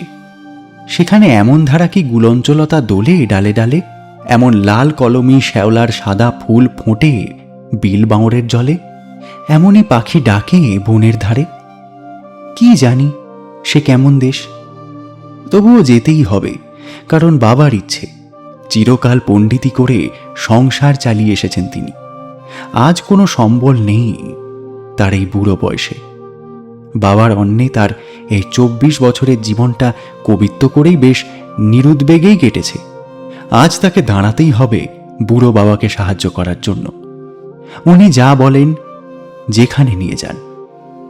বাড়ি ফেরবার পথে গোষ্ঠ ঘোষের চণ্ডীমণ্ডপে কি একটা নাটকের রিহার্সাল দিচ্ছে ছেলে ছোকরারা। ওর বড় ইচ্ছে হলো একবার বসে একটুখানি যোগ দিয়ে যায় এদের আড্ডায়। এইসব করেই তো এত বড় হয়ে উঠেছে এই গ্রামে, এছাড়া জীবন কল্পনা করতেই পারে না। তার বাবা এতদিন পর্যন্ত তাকে বালকের মতো পালন করে এসেছে, কোনো শক্ত কাজে লাগায়নি, জীবন সংগ্রামের ক্ষেত্রে নামতে দেয়নি। সাহায্য করেছে ওর মধ্যে একটি শান্ত, নিষ্পৃহ, সরল, নিরুদ্বিগ্ন কবি মন গড়ে উঠবার। অতি ধীরে ধীরে গড়ে উঠেছে সে কবি মন এই গ্রামের আবহাওয়ায়। আজ মূল শেকড় শুদ্ধ সেই কচি গাছটিকে উপড়ে নিয়ে গিয়ে পোতা হবে কোন সুদূর অজানা দেশের রুক্ষ নিরস পাথুরে দেশের কঙ্করময় মৃত্তিকায়। গোষ্ঠ ওকে দেখে বলল, আরে এসো এসো শ্যামদা, আজ কি পথ ভুলে গেলেন নাকি এদিকে? কি থিয়েটার হবে এবার তোমাদের ক্লাবের, সেটাই দেখতে এলাম। শুধু এলি হবে না, আপনার রোজ এসে শেখাতেই হবে। কানাইকে একটু মানুষ করে দেন, কথাবার্তা ওর মোটে সুরুদ্ধ উচ্চারণ হতে চায় না। আসুন বসুন আপনি। শ্যামলালকে হাত ধরে নিয়ে গিয়ে গোষ্ঠ ঘোষ খেজুরের পাতায় বোনা চ্যাটার ওপর বসালো। হাতের লেখা একখানা খাতা এগিয়ে দিয়ে বলল, শিবাজির পার্ট একটুখানি দেখিয়ে দিয়ে যান আমারে, শুধু আপনি একটুখানি পড়ে যান ব্যাস। কানাই জেলে একটা বিড়ি ধরিয়ে এনে খাতির করে বলল, এই নিন খান। আরে ও কি, উনি ওসব খানটার না, বামুন পাড়ার ভবাটে সোঁড়াদের মতো নন উনি, লেখাপড়া নিয়েই থাকেন। শ্যামলালকে এরা সত্যিই অন্য চোখে দেখে। ও যে অন্য ধরনের মানুষ তা সবাই জানে। শ্যামলাল অনেকক্ষণ বসে বসে শিবাজির পাঠ শেখালে গোষ্ঠকে। সবাই এগিয়ে এসে মন দিয়ে শুনতে লাগলো। ওপাড়ার নন্দ সাঁপুই বললে, না, এমন সুরুদ্ধ উচ্চারণ না হলে কি আর পাঠ করা চলে? কি চমৎকার পড়া, আরেকটু পড়ে দিলেই তো হয়, যেন মধু। গোষ্ঠ বলল, আরে তা না হলি ওরে এতও খাতির করবো কেন? এত খাতির করবো কেন? এমন ছেলে এ গায়ে কটা আছে বলুন তো? শ্যামদা, 2 পুরুষ খুলবো যদি আপনি ভরসা দেন। 2 পুরুষ আর পথের শেষে। আমার দ্বারা আর হবে না ভাই, আমি চলে যাচ্ছি। প্রায় সকলে এই সমস্বরে বলে উঠল, আরে কোথায় কোথায় কোথায়? পশ্চিমে। কেন? শ্যামলালকে আবার তার যাওয়ার উদ্দেশ্য বিস্তৃতভাবে বুঝিয়ে দিতে হলো। নানা রকম প্রশ্ন নানা দিক থেকে বর্ষিত হতে লাগলো। এরা সবাই ঘরবোলা নিতান্ত সরল গেঁয়ো লোক। অতদূর তো দূরের কথা, কলকাতাতেই অনেকে এখনো যায়নি। শ্যামলালও সে দেশের কথা বিশেষ কিছু জানে না। স্কুলের ম্যাপের সাহায্যে যতটা সে জানতে পেরেছে তাই বুঝিয়ে বলল। অনেকে অবাক হয়ে গেল। গোষ্ঠ বলল, আমাদের নামই দিয়ে যান শ্যামদা, আপনি থাকলে মস্ত ভরসা। সে হয় না, তোমাদের নামাতে এখনও 1 মাসের ওপর দেরি। আমাকে 2-4 দিনের মধ্যেই যেতে হবে। আচ্ছা, আজ এখন আসি তাহলে। কানাই বললে, চা খাবেন? বসুন, আমাদের চা চড়েছে, গুড়ির চা, কিন্তু খেতে হবে। না না, এত রাতে আমার জন্য আবার চা কেন? হে, আপনার একার জন্যই নয়, সবাই খাবে। শ্যামলাল প্রত্যাখ্যান করতে পারল না। আসলে এসব তার খুব ভালো লাগে। এই গ্রাম্য আমোদ প্রমোদের মধ্যেও এইসব আটচালার চণ্ডীপণ্ডপে ঘুরোঘুরির মধ্যেই জীবনকে সে এতদিন খুঁজে পেয়েছে। উঠতে ইচ্ছে করে না তার, বিশেষত যখন অল্প দিনের মধ্যেই এদেশ থেকেই সে চলে যাচ্ছে। আবার কতদিন পরে ফিরবে তা কে জানে। কি সুন্দর চাঁদ উঠেছে, এখানকার আকাশ কি চমৎকার, সুগন্ধ এখানকার মাটির পথে পথে। রামলাল বললে, এত রাত হলো কেন রে তোর? আমরা সবাই না খেয়ে রয়েছি যে। খাওয়া দাওয়ার পর পিতা পুত্রের নানা রকম বৈষয়িক পরামর্শ হলো। হানিডাঙ্গার বটকৃষ্ট তরফদার 2 টাকা 9 আনা খাজনা দেয়। একখানা দাখিলা সই করে পাঠিয়ে দিতে হবে ভাদ্র কিস্তির জন্য। পুকুরের পাড়ের বাঁশঝাড় থেকে 10 টাকার বাঁশ বিক্রি করতে হবে পাকিস্তান থেকে আগত উদ্বাস্তুদের কাছে। পুকুরটা নিকিরিদের কাছে জমা দিয়ে যেতে হবে। হাতে কিছু টাকা দিয়ে যেতে হবে শ্যামলালের মাকে। হাওড়া থেকে ট্রেনে চড়বার সময় রামলাল এবং শ্যামলাল পরস্পরের দিকে চাইল। কলকাতা পর্যন্ত তো একরকম বেশ এসেছে ওরা, এ তেমন অজানা নয়। অজানার উজানে পাড়ি শুরু হলো এবার। ঘরবোলা লোক ওরা, অতি কষ্টে চিঁড়ের পুঁটুলি, আমসত্ত্ব এবং পাটালি বেঁধে বিদেশে পা বাড়িয়েছে। শ্যামলালের বয়স 25 বছর হলে কি হয়, মনে এখনো সে বালক, বা তার বাপ মাও তাকে বালকই ভাবে। আসবার সময় ওর কোড়ে আঙুল কামড়ে পর্যন্ত দিয়েছে ওর মা। বিএনআর রেলে ওরা কখনো চড়েনি, হাওড়া স্টেশনও কখনো দেখেনি। ট্রেন ছাড়ল সন্ধ্যের কিছু আগে। দুধারে রেলের ইয়ার্ড, অপরিষ্কার বস্তি, কলকারখানা। এত ঘিঞ্জি জায়গা, আন্দুল, মৌরিগ্রাম, চেঙ্গাইল, কোনো জায়গায় এতটুকু সৌন্দর্য নেই। না গাছপালার সৌন্দর্য, না ভূমিশ্রীর কমনীয়তা। সবচেয়ে মনে হলো শ্যামলালের, এসব দেশে নির্জন জায়গা নেই কেন? তাদের গ্রামের বা তার আশেপাশের বিস্তীর্ণ মুক্ত প্রান্তর বা নদীর ধারের মতো, যেখানেই বসবে এখানে সেখানেই লোক। নির্জনে এক মনে বসে ভাববার মতো এতটুকু জায়গা নেই কি এদেশে? ভাগ্যিস তাদের বাড়ি এসব অঞ্চলে হয়নি। তাই রক্ষে তার কবি মন যেন শিউরে ওঠে। সে বলল, ও বাবা, ঘুমোলে?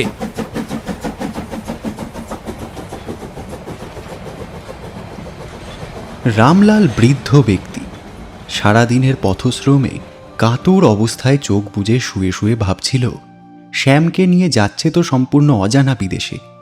কাজটা ভালো হলো তো? ছেলেটার ভবিষ্যতের জন্যই সেখানে যাওয়া, তার নিজের জন্য নয়। সে জানে তার ছেলে কবি ধরনের, সাংসারিক কাজকর্মের তত উপযুক্ত নয়। ওর ঘাড়ে শক্ত কাজের ভার দিতে বা সাংসারিক দায়িত্বের চাপ দিতে পারবে না রামলাল। ওর মনের স্বাধীন আনন্দকে এসে নষ্ট করে দিতে চায় না। রামলাল চোখ বুঝলে তারপর যা হয় হবে। রামলাল এই বিদেশে আসবার মতলব করেনি শুধু নিজের ইচ্ছাতে। এর পেছনে আছে তাদের স্কুলের ভূতপূর্ব হেডমাস্টার ভুবন মুখুজ্জের পরামর্শ। ভুবন মুখুজ্জে সেকালের এন্ট্রান্স পাস, বয়স অনেক হয়েছে। রামলাল 1912 সালে প্রথম ভুবন মুখুজ্জের অধীনে মাইনর স্কুলের হেড পণ্ডিতি কাজে ভর্তি হয়। রামলালদের গ্রাম পাঁচঘড়াতেই ভুবন মুখুজ্জে ঘরদোর বেঁধে গত 40 বছর বাস করছেন। ভুবনবাবু আনন্দমোহন বসুর বিশেষ ভক্ত শিষ্য। নিজে যদিও আনুষ্ঠানিক ব্রাহ্মণ নন, তবুও ধর্মমতে অতখানি অজপাড়া গায়ের গোড়ামি থেকে সম্পূর্ণ উদার এবং স্বাধীন। ভুবনবাবু বলতেন, তা জানো, আজকালকার ছেলেরা বিলেটে যায়, বাপের টাকা খরচ করে আসে। বিলেট গিয়েছিল বাপের বেটা আনন্দমোহন বোস। কেমব্রিজ টের পেয়ে গিয়েছিল ছেলে একখানা এসেছে বটে। ইউনিভার্সিটি ইউনিয়নে এমন বক্তৃতা দিলে ব্রিটিশ কুশাসনের বিরুদ্ধে যে বিলিতি ছোকরার দল অবাক হয়ে গেল। হেনরি ফস্টার ছিলেন পার্লামেন্টের জাঁটরেল মেম্বার। তার সঙ্গে এমন বন্ধুত্ব হলো যে ইলেকশনের সময় হেনরি ফসেটের প্রতিনিধি হয়ে ব্রাইটনে ভোটারদের মধ্যে আনন্দমোহন বসুকে বক্তৃতা করতে হয়। সে বক্তৃতা কাগজে পড়ে ফসেট বললে, আমি এর চেয়ে ভালো বক্তৃতা করতে পারতুম না। ছাত্র বটে। ওহে, গর্তের মধ্যে ফেলে রেখো না ছেলেকে, বুঝলে, দূরে পাঠাও। চোখ মুখ কান ফুটুক, বড় সাহায্য হয় ওতে। কার মধ্যে কি থাকে কে জানে। বিদেশে যেতে দাও, মায়ের আঁচল ধরে থাকবে কেন চিরকাল? শ্যামলাল অবাক হয়ে বললে, ও বাবা, ঘুমোলে? হ্যাঁ, না বাবা, গাড়ির ঝাঁকুনিতে একটু তন্দ্রা এসেছিল। খিদে পেয়েছে, খাবি কিছু? না, এই তো খাবার খেয়ে এলাম হাওড়া স্টেশন থেকে। তুমি ঘুমাও। সারা রাত্রিরের মধ্যেও ভালো ঘুম এলো না রামলালের। কোথায় যাচ্ছে, কিসের মধ্যে, সম্পূর্ণ অজানার উদ্দেশ্যে, কি এর পরিণাম হবে কে জানে। রামলাল নিজের জন্য মোটেই ভাবে না, ভাবে তার ছেলের জন্য। নিজের তো 3 কাল গিয়ে 1 কালে ঠেকেছে। এখন যাতে ছেলেটার কোনো ভবিষ্যতের সুব্যবস্থা করা যায় তাহলেই হয়। পল্লীগ্রামের স্কুল মাস্টারির যা পরিণাম সে তো নিজেকে দিয়েই সে বুঝতে পারছে। এই দূর অজানা বিদেশে যদি তার মৃত্যুও হয় তবুও তার ক্ষতি নেই, কিন্তু সে যেন ছেলের সুরাহা দেখে মরতে পারে। শরৎকালী গাঙ্গুলি কেমন লোক হবে কে জানে। ছেলেকে ডেকে বললে, হ্যাঁ রে, তোর এই মামা কেমন লোক শুনেছিস? ভালো লোক। সে আমি খানিকটা জানি। একসময় আমাদের সংসারে কিছু কিছু সাহায্য করতেন। কেন? ওর বোনকে ও পাঠাতো, সংসারের কষ্টও তো ছিল। তুমি নিতে কেন? সে তুমি বুঝবে না বাবা। একবার 6 মাস অসুখে পড়ে রইলাম, অতি কষ্টে চাকরিটা বজায় রাখলাম ইন্সপেক্টর অফিসে লিখে। কিন্তু খাই কি? তোমার গর্ভধারিণী তখন লিখলে তার ভাইয়ের কাছে। শরৎকালী দাদা সেই মাসেই 10 টাকা পাঠিয়ে দিলেন।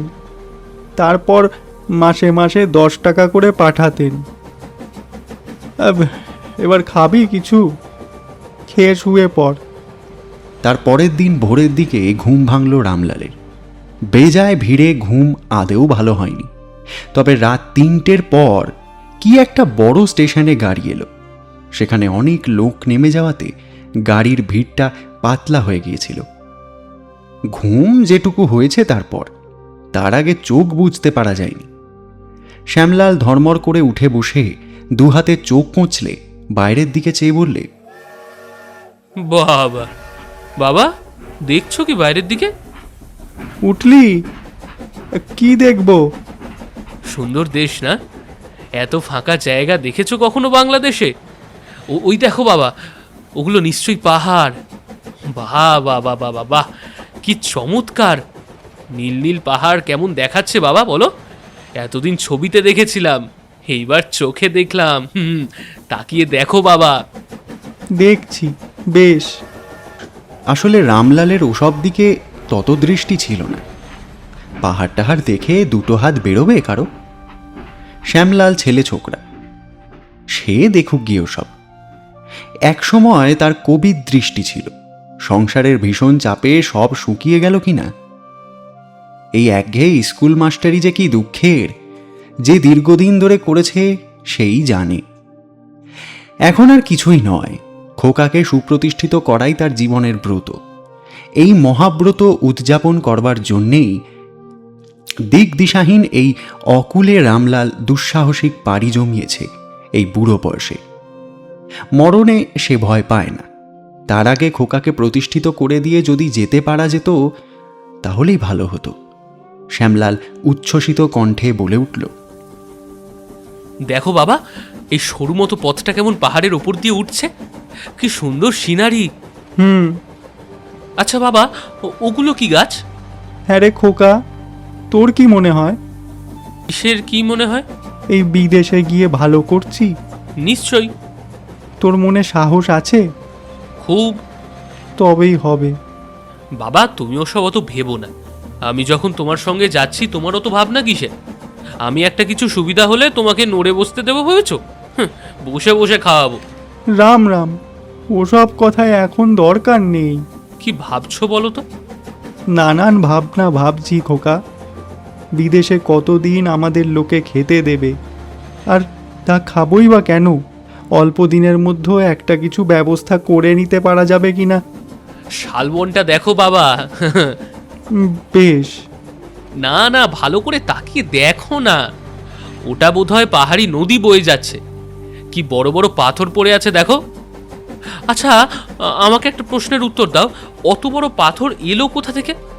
পাহাড়ের দেশ, তা পাথর আসবে না? যাক সে কথা। তোর গর্ভধারিণী চিঠি দিয়েছে তো তোর শরৎকালী মামার কাছে? আমাদের সে চেনে না, কখনো দেখেনি, কি যে হবে তাই ভাবছি। বাবা, তুমি না বড্ড বেশি ভাবো। সে যা হয় হবে। তুমি এখন সিনারি দেখো তো। ওই দেখো, একটা পাহাড়ের চূড়ো, ঠিক যেন মন্দিরের মতো। পাহাড় দেখে চোখ যেন জুড়িয়ে গেল। আহা হা হা। পাহাড় খেয়ে তো পেট ভরবে না বাবা। তুমি কিছু ভেবো না বাবা, আমি তোমার ভাত ঠিক নিয়ে নেব। রামলাল আবার বিরক্ত হয়ে উঠল। এসব অবাস্তব ছেলেমানুষির কথা ওর ভালো লাগে না। কবিত্ব করলে তো পেট ভরবে না। বাপের মনের দুঃখ ওইসব উচ্ছ্বাসে ভরা ছেলে ছোকরারা কি বোঝে? আজকাল যে নিজের পায়ে দাঁড়ানো কত দুরূহ কাজ, যে অভিজ্ঞ লোক সেই জানে। এসব ছেলে ছোকরা কখনো জানে সংসারের দুঃখের বার্তা? না রামলাল ওকে বুঝতে দিয়েছে? ডানা দিয়ে সযত্নে সস্নেহে ঢেকে রেখেছে না এতদিন। কাজেই এখন কেন পাহাড় টাহাড় সিনারি ফিনারি দেখবে না? বেলা 10টার সময় রেলপথের দুদিকের জঙ্গল এত নিবিড় হয়ে উঠল যে অকবি রামলালও যেন অবাক হয়ে গেল। না, দেশটা যেন বড্ড জঙ্গলে ভরা। এখানে ডাক্তারি চলবে? আর শ্যামলালি বা এখানে কি করবে বুঝতে পারা গেল না। ধুরুয়াডিহি স্টেশনে নেমেও এই কথাই মনে হলো ঠিক। শরৎকালী গাঙ্গুলি স্টেশনের প্ল্যাটফর্মে উপস্থিত ছিলেন। রোগা ফর্সা চেহারা, 70-এর ওপর বয়স হবে হিসেব মতো, কিন্তু 50-এর বেশি দেখায় না। না, দেশের জল হওয়ার গুণ আছে বলতে হবে। শরৎকালী বাবুর চোখে পুরু চশমা, হাতে রূপো বাঁধানো পাহাড়ি কাঠের লাঠি, গায়ে একটা গরম কাপড়ের ফতুয়া। এখন গরম কাপড়ের ফতুয়া গায়ে কেন রামলাল তা বুঝতে পারল না। রামলালকে স্বাগত সম্ভাষণ জানিয়ে বললেন, এসো ভায়া, একা পড়ে থাকি, বালির মুখ দেখতে পাইনি, কখনো তো আসতে না, এসেছো বড্ড ভালো করেছো। অন্নপূর্ণাকেও কেন নিয়ে এলে না? কতদিন দেখিনি। শ্যালকের ব্যবহারটি বেশ উদার এবং খোলাখুলি। রামলালের মনের যে সংকোচ, যে উদ্বেগ এবং আশঙ্কা ছিল, এই শুভ্র বেশ সৌম্যদর্শন ভদ্রব্যক্তির আবির্ভাবে যেন এক মুহূর্তে সব কেটে গেল। সে হেসে বললে, আপনি তো বললেন দাদা, তাদের আনা কি সহজ? সেখানেও তো একটা সংসার, গরু আছে, বাছুর আছে, আম কাঁঠাল গাছ আছে, সব ফেলে কি আসা চলে হঠাৎ দাদা? না না, আমি বলি শোনো ভায়া, এসো বাবাজি, দীর্ঘজীবী হও। বেশ ছেলেটি। আর নাম কি বললে? শ্যামলাল? বেশ বেশ। কতদূর পড়াশুনো করেছিলে? বেশি না দাদা, অবস্থা তো বুঝতেই পারছেন, কোথার থেকে বেশি পড়াবো। তবে ও বাড়ি বসে খুব পড়াশুনো করেছে, ওই ওর বাতিক। আর বেশ কবিতাও লেখে। বেশ ভালো, তবে কবিতা ফবিতায় কাজ হবে না বাবাজি। বাস্তব জীবনে কবিতা ফবিতার স্থান কোথায়? ওসব বইয়ে পড়তেই মিষ্টি লাগে। এখন এখানে এসেছো, পুরুষ মানুষ যাতে 2 পয়সা রোজগার করতে পারো তার চেষ্টা করতে হবে। পয়সা রোজগারের অনেক বুদ্ধি আছে এখানে। চাই শক্তিমান বুদ্ধিমান লোক। তোমার মাকে যাতে এখানে এনে ফেলতে পারো তার চেষ্টায় থাকো। ও ম্যালেরিয়ার দেশে আর ফেলে রেখো না। আচ্ছা চলো বাড়ি চলো বাবাজি, চলো ভায়া, সেসব কথা পরে হবে এখন। শ্যামলাল ওদের পেছনে পেছনে চলল। স্টেশন থেকে বেরিয়ে সামনে বাজার, খোলার চালার নিচে চায়ের দোকান, ঘেঁষাঘেঁষি বসতি, নোংরা রাস্তা, হনুমানজির মন্দির। শ্যামলাল অবাক হয়ে চেয়ে চেয়ে দেখতে লাগল। বাজার ছাড়িয়ে একটা ফাঁকা জায়গা, বড় একটা গাছের ছায়ায় একটা বাংলো ঘর, সামনে হিন্দিতে একটা কাঠের তক্তার গায়ে লেখা আছে রেঞ্জ অফিস, করমপদা রেঞ্জ, ধুরুয়াডিহি। এই বাংলো ঘরের পেছনেই একটা গির্জাঘর এবং আর একটা ভালো সাহেবী ধরনের ছোট বাড়ি। শ্যামলালের মনে হলো গির্জার পাদ্রী সাহেবের থাকবার বাসা। গির্জার পরেই একটা বড় দোতলা বাড়ি, তার সামনে ফুল বাগান, ছোট্ট একটা পুকুর, পেছনে অনেকখানি জায়গা উঁচু পাঁচিল দিয়ে ঘেরা, অনেক ফলের গাছ তার মধ্যে। এমন জায়গায় ও ধরনের একখানা শৌখিন বাগানবাড়ি কাদের? প্রশ্নটা শ্যামলালের মনে উঠলেও সাহস করে জিজ্ঞাসা করতে পারল না মামাবাবুকে। এইবার বাঁক ঘুরেই পথের পাশে বড় একটা খোলার বাড়ি পড়ল, নিচু পাঁচিল দিয়ে ঘেরা।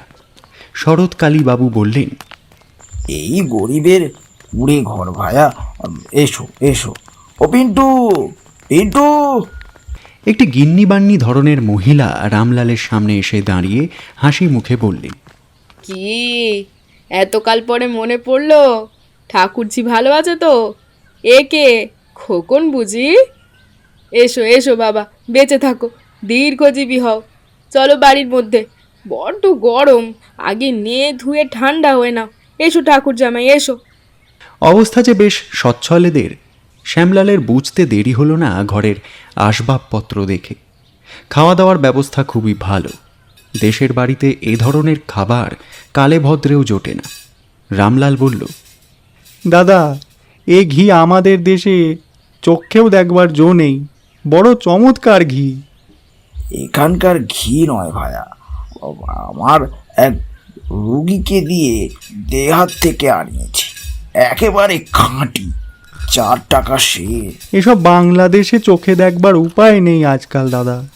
বাড়িতে গরু আছে আমার, সের 3 দুধ হয়, একটু করে গাওয়া ঘি করেন তোমার বৌদি। আসল কথা, এই দেশে আছি একরকম মন্দ নয়। বাংলাদেশের জন্য মন কেমন করে না? করে বই কি ভায়া, কিন্তু ছেলে মেয়েদের এই দেশেই জন্ম। ম্যালেরিয়ার দেশে গেলে ওদের শরীর একদিনও টিকবে না, সেই জন্যই যাওয়া হয় না। বিষয় সম্পত্তি যা আছে খুড়তুতো ভাই সচিন আর জামিনী খাচ্ছে। থাকে, এতকাল পরে জামিনী জমি বিক্রির দরুন 150 টাকা দয়া করে পাঠিয়েছিল। আবার সে তার দয়া, না পাঠালেই বা কি করছি। পাকিস্তান থেকে নাকি বহু লোক এসে পড়েছে গ্রামে, তাদের কাছে জমি বিক্রি করেছে। এখানে আসেনি পাকিস্তানের লোক? না, এত দূরে জঙ্গলে দেশের সন্ধান পায়নি, কিন্তু এলে ভালো করতো। এখানে মাথা খাটালে পয়সা রোজগার হয়। বাংলাদেশ থেকে আজকাল বেরিয়ে পড়া দরকার। দেশে মাটি আঁকড়ে থাকলে আর অন্ন হবে না, বহুত লোক বেড়ে গিয়েছে। এই নাও কলা নাও, কে বলে বোম্বাইয়ের কলা, রং দেখতে খারাপ কিন্তু খেয়ে দেখো। বাড়িতে 6-7 ঝাড় লাগিয়েছি পেছন দিকে, এই মাটিতে খুব ভালো ফলে। খাওয়া দাওয়া শেষ হলো। রোদ বড্ড চড়েছে, বাংলাদেশের চেয়ে অনেক গরম। ওদের ট্রেনে ভালো ঘুম হয়নি। দুপুরে লম্বা ঘুম দিয়ে বিকেলের দিকে বাইরের বারান্দায় বসে চায়ে চুমুক দিতে দিতে দেশের খুঁটিনাটি গল্প করতে লাগলো রামলাল। শরৎকালী বাবুই নানা রকম প্রশ্ন করতে লাগলেন ওকে। দেশের সংবাদ বড্ড ভালো লাগছিল বাংলাদেশ থেকে সদ্য আগন্তুক একজন লোকের মুখে। কত দিনের তৃষ্ণা, এমন টাটকা জল আকণ্ঠ পুড়ে পান করেও আশা মেটে না। বলো বলো বলো শুনি। মহাভারতের কথা অমৃত সমান। যতই যা বলি, আজ এছি, আজই মন কেমন করছে দেশের জন্যই। আমারও। সব সেরে যাবে ভায়া, পয়সার মুখ দেখবে যেদিন থেকে, সেদিন থেকে সব সেরে যাবে। আমার হতো না ভাবছো? ভেবে দেখলাম আমার মতো সেকেলে কোয়ালিফিকেশন নিয়ে দেশে ফিরে খাবো কি, না খেয়েই মরে যেতে হতো, কাজেই রয়ে গেলাম। আপনি আমার সম্বন্ধে কিছু ভেবেছেন? কিছু ভাবছি বই কি, নইলে কি আর আসতে লিখি? কি বলুন না, একটু শুনে মনটা ঠান্ডা করি। এই বাজার, তার উপর চাকরিটা গেল, সংসার চালাই কি করি সেই হলো ভাবনা। বিদেশে কি আর কেউ ইচ্ছে করি আসে দাদা? এসেছো, খুব ভালো করেছো। ঘর বলা হয়ে না থেকে তুমি যে এই বয়সে বেরিয়ে পড়েছো, এটাই মস্ত কথা। শ্যামলালকেও বলি তোমার বয়স কম, এই খাটবার বয়স, লেগে যাও কাজে। কাজটা কি দাদা? সে আমি জানি না, তোমরা দেখে নাও, আমি সাহায্য করব পেছন থেকে। এখানে হোমিওপ্যাথিক ডাক্তারি চলে, কাঠের ব্যবসা চলে, কোনো কাঠের আড়তে কেরানিগিরি করা চলে। রামলাল যেন একটু দমে গেল। শ্যালকের কাছে এসেছে সে অনেকখানি আশা নিয়ে, এ ধরনের কথাবার্তা তার ভালো লাগলো না। মামাবাবু ঠিকই বলেছেন বাবা, আমাদের জিনিস আমাদের নিজেদেরকেই ঠিক করে নিতে হবে বইকে। আচ্ছা মামাবাবু, একটা বাগান বাড়ি আছে দেখছি ওখানে, ওটা কাদের? ও হলো কলকাতার জগৎ চৌধুরী বলে এক বড় লোকের। কেউ থাকে নাকি ওখানে? থাকে। হঠাৎ যেন এ প্রসঙ্গকে চাপা দেওয়ার জন্যই শরৎকালী বাবু বললেন, তাহলে এইবার একটু বেড়াতে যাওয়া যাক, কি বলো? হ্যাঁ, যা বলেছেন, চলুন। শরৎকালী বাবু ওদের নিয়ে কিন্তু বেশি দূর গেলেন না। স্টেশনের উল্টো দিকের উঁচু টিলা মতো জায়গায় গিয়ে খানিকটা বসলেন। শ্যামলাল মুগ্ধ দৃষ্টিতে পশ্চিম দিগন্তের নীল পর্বতমালার দিকে চেয়ে বললে, ওটা কি পাহাড়? মানে ওতে বাঘ আছে আর ভাল্লুক? না বাবাজি, এখনো দেখছি নিতান্ত ছেলে মানুষ, কথাবার্তাও ছেলে মানুষই। এখানকার সব পাহাড়ে বুনো হাতি, বাঘ ভালুক আছে, হরিণ আছে, বাইসন আছে। বাইসন কি? এক রকমের বুনো মোষ, তাছাড়া বড় বড় সাপ আছে। ও, তা কি রকমের সাপ? পাহাড়ি ময়াল সাপ যাকে বলে, বিষাক্ত সাপ আছে। এদেশে থাকতে ভয় করে না দাদা? সাহস না করলে লক্ষ্মী লাভ হয়। এক একজন শ্যামলাল এসব কিছু শুনছিল না। সে এক দৃষ্টে চেয়েছিল দূর পূর্ব দিগন্তে। এখান থেকে অনেক দূর তাদের দেশ। তার মা নিশ্চয়ই তার কথাই ভাবছে। এত দূরে সে এসে থাকতে পারত না বাবা সঙ্গে না এলে। বই পড়ে পড়ে দূর বিদেশে যাওয়ার স্বপ্ন কত দেখে এসেছে এতদিন, কিন্তু বিদেশ ভালো জায়গা নয়। বিদেশ এলে বাড়ির জন্য মন কেমন করে। পরের বাড়ি ভালো জায়গা নয়, যতই তারা আদর করুক, যত্ন করুক, তবুও সেখানে আড়ষ্ট আড়ষ্ট লাগে। পরের বাড়িতে থাকতে না হলে বোধহয় বিদেশ খানিকটা ভালো লাগতো। শুক্লপক্ষের চতুর্থীর এক ফালি চাঁদ উঠেছে মাথার ওপরে। ছোট্ট টিলাটার গাছপালায় ক্ষীণ জ্যোৎস্না পড়েছে। সেইটুকু মাত্র জ্যোৎস্নায় সমস্ত জায়গাটা যেন মায়াময় হয়ে গিয়েছে। বড় অদ্ভুত দেশ। একেই কি পাহাড় বলে? দূরের ওই বড় পাহাড়গুলোতে কি আছে? শ্যামলাল ওসব পাহাড়ে উঠে দেখবে কি আছে। শ্যামলাল বলল, মামাবাবু, পাহাড়টা কত দূরে? 3 মাইলের কম নয়। পাথরগাড়া বলে একটা ফলস আছে এই বনের মধ্যে, মাইল 3 দূরে। একদিন দেখিয়ে আনবো। কবে যাবেন? 2-1 দিন যাক, তারা কি, নিয়ে যাব। এসব দেখতে ভালো লাগছে। হো, কি চমৎকার! আমি কখনো ভাবিনি যে এমন জায়গা আছে। ওই সমস্ত জায়গায় আমি একা একা বেরাবো কিন্তু। বেরিও বাবা বেরিও, তার আগে 2 পয়সা রোজগার যাতে হয় সে চেষ্টা পেতে হবে। শ্যামলাল খুব বুঝেছে এই বাজারে দুটি প্রাণী একজনের ঘাড়ে বসে খাবে হলোই বা সে আপন মামা, এতে বড় বাঁধ বাঁধ ঠেকে। অবশ্যই মামাবাবু খুব ভালো লোক, তিনি কিছু মনে করবেন না, কিন্তু তাদের তো একটা বিবেচনা আছে। না না না, সে চলবে না। 2-3 দিন পরে শ্যামলাল বিকেলের দিকে একা বেড়াতে বেরিয়েছে। স্টেশনের ওপর একটা বৃদ্ধ লোককে নিচু হয়ে কি যেন খুঁজতে দেখে কাছে গিয়ে সে বলল, কিছু হারিয়েছে আপনার? বৃদ্ধ লোকটির গায়ে মেরজাই, মোটা থান পরনে, পায়ে নাগরা জুতো, মুখ তুলে বলল, हाँ बाबूजी, 1-2 रुपया गिर गया है, अभी गिरा। শ্যামলাল হিন্দি না জানলেও আন্দাজে ব্যাপারটা বুঝল। একটু খোঁজবার পর শ্যামলালই একটা পাথরের তলা থেকে টাকাটা পেলে। বৃদ্ধ হেসে ওর দিকে চেয়ে বললে, बहुत अच्छा बाबूजी, आपको तो नहीं देखा यहाँ पर, आप नया हो क्या? আমি শরৎকালীবাবুর বাড়িতে এসেছি। अच्छा अच्छा, शरद काली बाबू का मकान में है ना? आप चलिए ना मेरे गरीब खाना पर। শ্যামলাল শেষ কথার অর্থ ভালো রকম বুঝতে না পারলেও কোথাও যেতে বলছে এ কথাটা বুঝল। সে বলল, চলুন। चलिए बाबूजी, आपकी कृपा। শ্যামলাল দেখলে চলতে চলতে ওরা সেই দোতলা বাড়িটার সামনে এসে দাঁড়িয়েছে। বৃদ্ধ বিনম্র হেসে বলল, ये मेरा गरीब खाना, आप पधारिए। এত কেতাদুরস্থ বিনয় শ্যামলাল সহ্য করতে পারছিল না। একে সে আদেও হিন্দি জানে না, তার ওপর বাবা মামার বয়সী একজন বৃদ্ধ লোকের এতটা বিনয়পূর্ণ কেতা কায়দা। বাড়িতে ঢোকবার ইচ্ছে ছিল না, কিন্তু গরিবখানা শব্দের অর্থ না বুঝে সে যখন একেবারে বুড়োর বাড়ির সামনে এসে পড়েছে তখন আর ফেরা চলে না। কি বিপদেই পড়ে গেল আজ, মামাবাবু শুনে হয়তো বকবেন।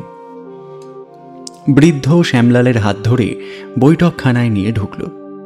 জোড়া তক্তপোষের ওপর জামিজ আর সাদা চাদর পাতা, বড় বড় গোটা 5-6 তাকিয়া, 2-3খানা চেয়ার, ছোট একটা টেবিল। দেওয়ালে একটা ক্লক ঘড়ি টকটক করছে। একটা অদ্ভুত ধরনের সেকেলে বনিয়াদি আবহাওয়া ওই পুরনো মরচে পড়া গন্ধ ঘরের মধ্যেটায়। শ্যামলাল কখনো এমন দেখেনি, তার ভারী ভালো লাগলো। ওকে বসিয়ে রেখে বৃদ্ধ বাড়ির মধ্যে ঢুকেই মিনিট খানেক পরে বার হয়ে এসে ওর পাশে এসে বসল। आपका नाम क्या बाबूजी? নাম শুনে বলল, शरद बाबू आपका कौन लगता है? কোথায় থাকেন? नहीं नहीं नहीं, মানে আপনার উনি কে আছেন? ও, উনি আমার মামা। तब ठीक है, तब ठीक है, আমিও আপনার মামা হয়ে গেল। শরৎ বাবু সে বহুত দোস্তি আছে আমার। আগে আমার নাম আছে রাম জীবন পাঠক। अब हमार करबार আছে टिम्बार का, समझा? 2.5 टका लिए यहाँ पर आया था बाबूजी। आज लगभग 36 बरस बीत गया, समझा? आज परमात्मा के कृपा से और आप लोगों के कृपा से এই সময় একজন চাকর একখানা কানা উঁচু পিতলের বগি থালার ওপরে 2টো কাঁচের গ্লাস ভর্তি চা এবং চীনে মাটির প্লেটে নিমকি গজা জাতীয় কি একটা খাবার নিয়ে ঘরে ঢুকল। বৃদ্ধ কথা বন্ধ করে বললে, बाबूजी थोड़ा सा चाय पीजिए कृपा करके। বৃদ্ধ শুধু চা খেতে লাগল। নিমকি গজাগুলো ভারী সুন্দর খাস্তা। বাজারে এমন চমৎকার ঘিয়ে ভাজা খাবার আজকাল এই বুড়োর বাড়ির তৈরি। হাজার হোক বড় লোক তো, সত্যিকারেরই বড় লোক। চায়ের সঙ্গে দারচিনি সেদ্ধ করেছে কেন? আরে এত চিনি খাওয়া যায় চায়ের সাথে? চা নয়, এ এক ধরনের গরম মশলার শরবত। बाबूजी और थोड़ा नमकीन। শ্যামলালের চটকা ভেঙে গেল। ও কি, আর এক প্লেট গরম নিমকি গজা ভাজা এনেছে যে চাকরটা। না না না, অতগুলো নিমকি গজা এই অবেলায়? না না, थोड़ा थोड़ा खाइए बाबूजी, आपका उम्र तो अभी बहुत कम है, ये সময় খাবেন না তো কবে খাবেন? হ্যাঁ, তবে কি আমার মতো বুদ্ধা হলে তবে খাবেন? হ্যাঁ, খান খান খান খান। थोड़ा दही খাবেন? আগে না না, চায়ের সঙ্গে দই খেলে আর বাঁচবো না। রামজীবন পাঠক হো হো করে হেসে বলে উঠল, नहीं बचिएगा, एकदम मरिए जावे ना। नहीं नहीं नहीं नहीं नहीं, तब रहने दीजिए। पान मंगाएंगे? আগে পানও খাই নাই। हाँ, सिगरेट बीड़ी? না না, মাফ করবেন, ও সবও আমি খাই নাই। রামজীবন পাঠক সন্ধ্যের পর পর্যন্ত ওকে বসিয়ে প্রধানত বলতে লাগলো নিজে সে কি করে বড় ব্যবসাদার হয়েছে, কেমন করে পিট হেড সাহেবের আমলে ৩,০০০ টাকায় ৭০ একর জমির শালবন নিলাম ডেকে ৬৭,০০০ টাকায় বিক্রি করে। ও বহুত জঙ্গল, कोई नहीं लेता। কেন? अरे बाबूजी, जंगल इससे बहुत घना था, जानवर भी बहुत किस्म का था। জানোয়ার কি এখন নেই? हाँ हाँ, बहुत है। आजकल हाथी बढ़ गया, बाइसन कम हो गया, शेर इधर से उड़ीसा स्टेट फॉरेस्ट में घुस गया। বুঝেছি, শের মানে বাঘ ইতিহাসে পড়েছিলাম শেরশার কথা পড়বার সময়। হ্যাঁ, ঠিক ঠিক ঠিক ঠিক। ठीक है। इलिमदार आदमियों ने सब कुछ समझा था। तब अपनी এখানে কতদিন আছেন? কিছু কাজ করব বলে এসেছি। কোন কাম? যে কোনো কাজ হলেই হলো। বাবা স্কুলে মাস্টারি করতেন, 60 বছর বয়স হলো বলে রিটায়ার করতে হলো। এখন দেশে কি করে চলবে, তাই মামাকে চিঠি লেখা হলো। মামা আসতে লিখলেন, এসেও পড়লাম। আজ এই দিন 4 হলো। কি করবো এখনো ঠিক জানা নেই। আপনি अंग्रेजी लिखा पढ़ा जानेन जरूर? হুম। चिट्ठी उट्ठी आसानी से पढ़ सकते हैं ना? তবে খুব শক্ত ইংরেজি জানি না, মোটামুটি জানি, মানে মন্দ নয় আর কি। অনেক বই পড়েছি, খবরের কাগজও পড়েছি, তাই বুঝতে পারি। কথা শেষ করে শ্যামলাল সলজ্জ হাসল। ঠিক হ্যাঁ বাবুজি, আপনি এখনো বহুত ছেলে মানুষ আছেন। अच्छा, हमार गरीब खानाए कल कृपा करके थोड़ा आइएगा, यही समय पर यहाँ पर चाय पीजिएगा, बात है आपके साथ। अब बैठिए। শ্যামলাল বিদায় নিতে বাধ্য হল। তার বেশ লাগছিল এই বৃদ্ধের সঙ্গে, বেশ সরল প্রাণ লোকটি। কিন্তু অনেকক্ষণ সে বাড়ি থেকে বার হয়েছে, পরের বাড়ি কে কি মনে করবে হয়তো। মামাবাবু লোক ভালো বলেই মনে হচ্ছে, কিন্তু মামিমা যেন তেমন নয়। ওরা এসে পড়তে মামিমা যে খুশিতে উপচে পড়েছেন এমন মনে করবার কারণ নেই। বাড়ি ঢুকতেই তার কিঞ্চিত পরিচয়ও পাওয়া গেল। ওর বাবা এবং মামাবাবু কোন দিকে বোধহয় বেরিয়েছিলেন, বাইরের ঘরে ওদের দেখা গেল না। মামিমা রান্নাঘর থেকে বললেন কে এসেছে। আমি শ্যাম। এসো বাবা, দুবার চা করলাম, দুবারই তুমি বাড়ি নেই। যেখানে যাবে একটু সময় মতো এসো। চায়ের কেটলি আর ভাতের হাঁড়ি গলায় পড়েছে সেই বিয়ে রাত্রির থেকে, সে তো আর নামলো না। দিন দিন কোথায় হালকা হবো তা না, ঝঞ্ঝাট যেন বেড়েই চলেছে। এখন কি চা চড়াবো? আমি মামিমা চা খেয়ে এসেছি ওই রামজীবন পাঠকের ওখান থেকে। রাস্তায় বেড়াতে বেড়াতে বুড়োর সঙ্গে দেখা, ধরে নিয়ে গেল তার বাড়িতে। এতক্ষণ বসিয়ে বসিয়ে শুধু গল্প করছিল। সে তো আর ছাড়েই না। কালও গিয়ে চা খেতে বলেছে বিকেলে। রামজীবন বাবুর সঙ্গে আলাপ হয়েছে? বেশ বেশ, মস্ত বড় ধনী এদিককার। তা যেও বাবা, ওদের সঙ্গে আলাপ রাখা খুব ভালো। দাঁড়াও, চা করে আনছি, ভাতের হাঁড়িটা নামিয়ে দিচ্ছি, তারপর ঠিক আছে? মামিমা আদর করে চা খেতে দেওয়ার একটু পরেই বাইরের ঘর থেকে শরৎ কালীবাবু ডাক দিলেন, ও শ্যামলাল, শ্যামলাল। শ্যামলাল চায়ের পেয়ালা হাতে করেই বাইরের ঘরে গেল। রামলাল ছেলেকে বেশিক্ষণ না দেখে থাকতে পারে না। ওকে দেখে খুশি হয়ে বলল, কোথায় গিয়েছিলি বাবা? আমার ভাবনা হয়েছিল পাহাড় জঙ্গলের রাজত্বে বেশি দূরে কোথাও যেও না। শ্যামলাল রামজীবন পাঠকের ঘটনা বলাতে শরৎকালীবাবু বললেন, কাল যেতে বলেছে, যেও। আর লোক বেশ ভালো, ওর সঙ্গে আলাপ রাখা দরকার। তারপর দুই বুড়োতে গল্পের আড্ডা বসে।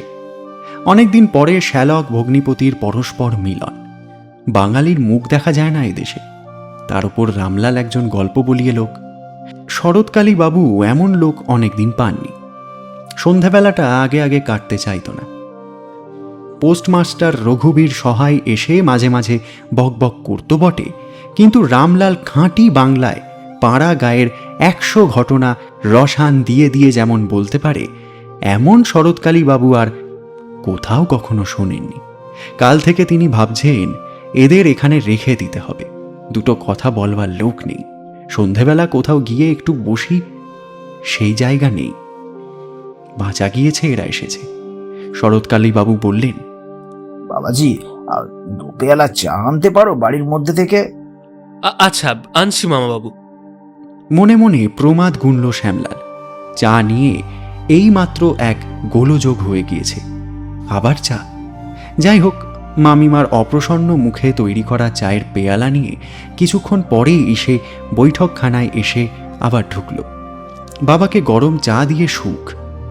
আর এমন সুন্দর চা দেশের বাড়িতে বাবা চা খেতে পেত না। না জোটে দুধ, না জোটে এ বাজারে চিনি। কন্ট্রোলে মাসে তাদের সংসারে আধশের চিনি বরাদ্দ। কে কত চা খাবে? ভেলি গুঁড়ো 8 আনা সের। গরিব স্কুল মাস্টারের সংসারে দিনে কবার চা খাওয়া চলে? বাবা চা খেয়ে বাঁচল এখানে এসে। শ্যামলাল ওদের কাছেই বসে। রামলাল সামান্য একটু চা খেয়ে পেয়ালাটা ছেলের সামনে দিয়ে বলল, খাও বাবা। তুমিও খাও। আসলে আমি মামিমার কাছ থেকে খেয়ে এসেছি। তুমি ভালো করে খাও না, কোনো অসুবিধা নেই। রামলাল এবার আষাঢ়ে গল্প ফাঁদল। সে পল্লীগ্রামের মানুষ, অনেক খুঁটিনাটি ঘটনা জানে পল্লী অঞ্চলের। সামান্য একটা বেগুনের ক্ষেত নিয়ে এমন অদ্ভুত গল্প ফাঁদবে, লোকে হাঁ করে শুনবে নাওয়া খাওয়া ফেলে। শ্যামলাল বাবার এই গল্প বলার ক্ষমতার উত্তরাধিকারী, এবং বাবাকে সে কত ভালোবাসে তার এই ক্ষমতার জন্যে। ছেলের মতো মুগ্ধ শ্রোতা এবং ভক্ত একজনও নেই রামলালের গল্পে। পাহাড়ে পাহাড়ে অন্ধকারময়ী রাত্রি মুখর হয়ে উঠেছে বনচর শৃগাল এবং পাখিদের ডাকে। কি সুন্দর ঠান্ডা বাতাস রাত্রি। এমন রাতে গল্প বলেও সুখ, শুনেও সুখ। এক অতিথি পরায়ণ গরিব গেরস্থ অতিথিদের রুই মাছ আর সন্দেশ খাইয়ে কি করে সর্বশান্ত হয়ে গেল, সেই গল্প শুনে শরৎকালীবাবুর চোখে জল এলো। বললেন, এমন লোকও আছে আজকালকার বাজারে ভায়া। না থাকলে আজও আকাশে চন্দ্রসূর্যি উঠবে কেন দাদা? শ্যামলাল বাবার উত্তরে খুশি হল। সে কি আর এমনি কবি হয়েছে? বাবার মধ্যে, ওই গরিব স্কুল মাস্টারের মধ্যে এই দৃষ্টিভঙ্গির, এই চৈতন্যের বীজ সুপ্ত না থাকলে ছেলের মধ্যে আসে? পরদিন বিকেলবেলার দিকে শ্যামলাল গিয়ে হাজির হল রামজীবন পাঠকের বৈঠকখানায়। ঢুকতেই সেই সেকেলে বনেদি আবহাওয়া এবং পুরনো মরচে পড়া গন্ধটা ও সর্ব অঙ্গ দিয়ে অনুভব করলে। সেই জাজিম আর সাদা চাদর পাতা তক্তাপোষে বড় একটা তাকিয়া হেলান দিয়ে বসে আছে রামজীবন পাঠক। ওকে দেখে তাড়াতাড়ি সোজা হয়ে বসে বললে, আরে আরে, আইয়ে আইয়ে বাবুজি আইয়ে, হ্যাঁ আপনার জন্যেই বসে আছি। নমস্তে। নমস্কার। চা করতে বলি? আর কুছ নাস্তা? বলুন। এই বলুন কথাটা সে অন্য জায়গায় বলতে পারত না, কিন্তু এখানে একদিনের মধ্যেই তার যেন কেমন ঘনিষ্ঠতা হয়ে গিয়েছে। এক ধরনের কেতা দুরস্থ লোক আছে যাদের সামনে অনেক ভেবেচিন্তে কথা বলতে হয়, পাছে কোনো খুঁত ধরে ফেলে কথার মধ্যে। এই সরল সদানন্দ বৃদ্ধের সঙ্গে কোনো রকম ব্যবহারেই যেন কোনো সংকোচ মনের মধ্যে জাগে না শ্যামলালের। একটু পরে চা এবং খাবার নিয়ে এলো এক বালক বৃদ্ধ। বৃদ্ধ তাকে বললে, এই ভাদুয়া, এ हमरा भांग लेते आओ। अभी भांग पियोगे? अब काहे नहीं, लेते आओ। বাবুজি, ভাং খাবেন? চলবে? না, আমি খাইনি। ठीक है ठीक है। अरे ए भदुआ, अरे ये क्या नाश्ता लेके आया रे? थोड़ा मीठा उठा मंगवाओ। আগে না, নিমকি গজা আছে, পাঁপড় আছে, ওতেই ভেসে যাবে, মিষ্টিটার কোনো দরকার নেই। अरे कुछ नहीं भासेगा। भासेगा कौन चीज? ए भदुआ, अरे लड्डू तो ले आओ 7-8 ठो। তারপর চা খেতে খেতে নানা হাসির গল্প আরম্ভ করলে শ্যামলালের সঙ্গে। এই শুনুন বাবুজি, আপনাদের বাংলা बोलीर अंदर में बहुत मजेदार बात है। आंख आने से আপনারা বলেন आंख उठेছে। সেটা কি? সেটা তো বুঝলাম না। आंख उठा, अरे चोंक की बीमारी। ও, ওটা ওটা চোখ ওঠা। चोक उठा, তা চোখ উঠলো কাহা সে? আখানা আপনারা বলেন, আখ তো যেখানে আছে সেখানেই আছে, আসবে আবার কোথা থেকে? রামজীবন পাঠক হো হো করে হেসে উঠলেন। আপন মনে ঘাড় দোলাতে দোলাতে বললেন,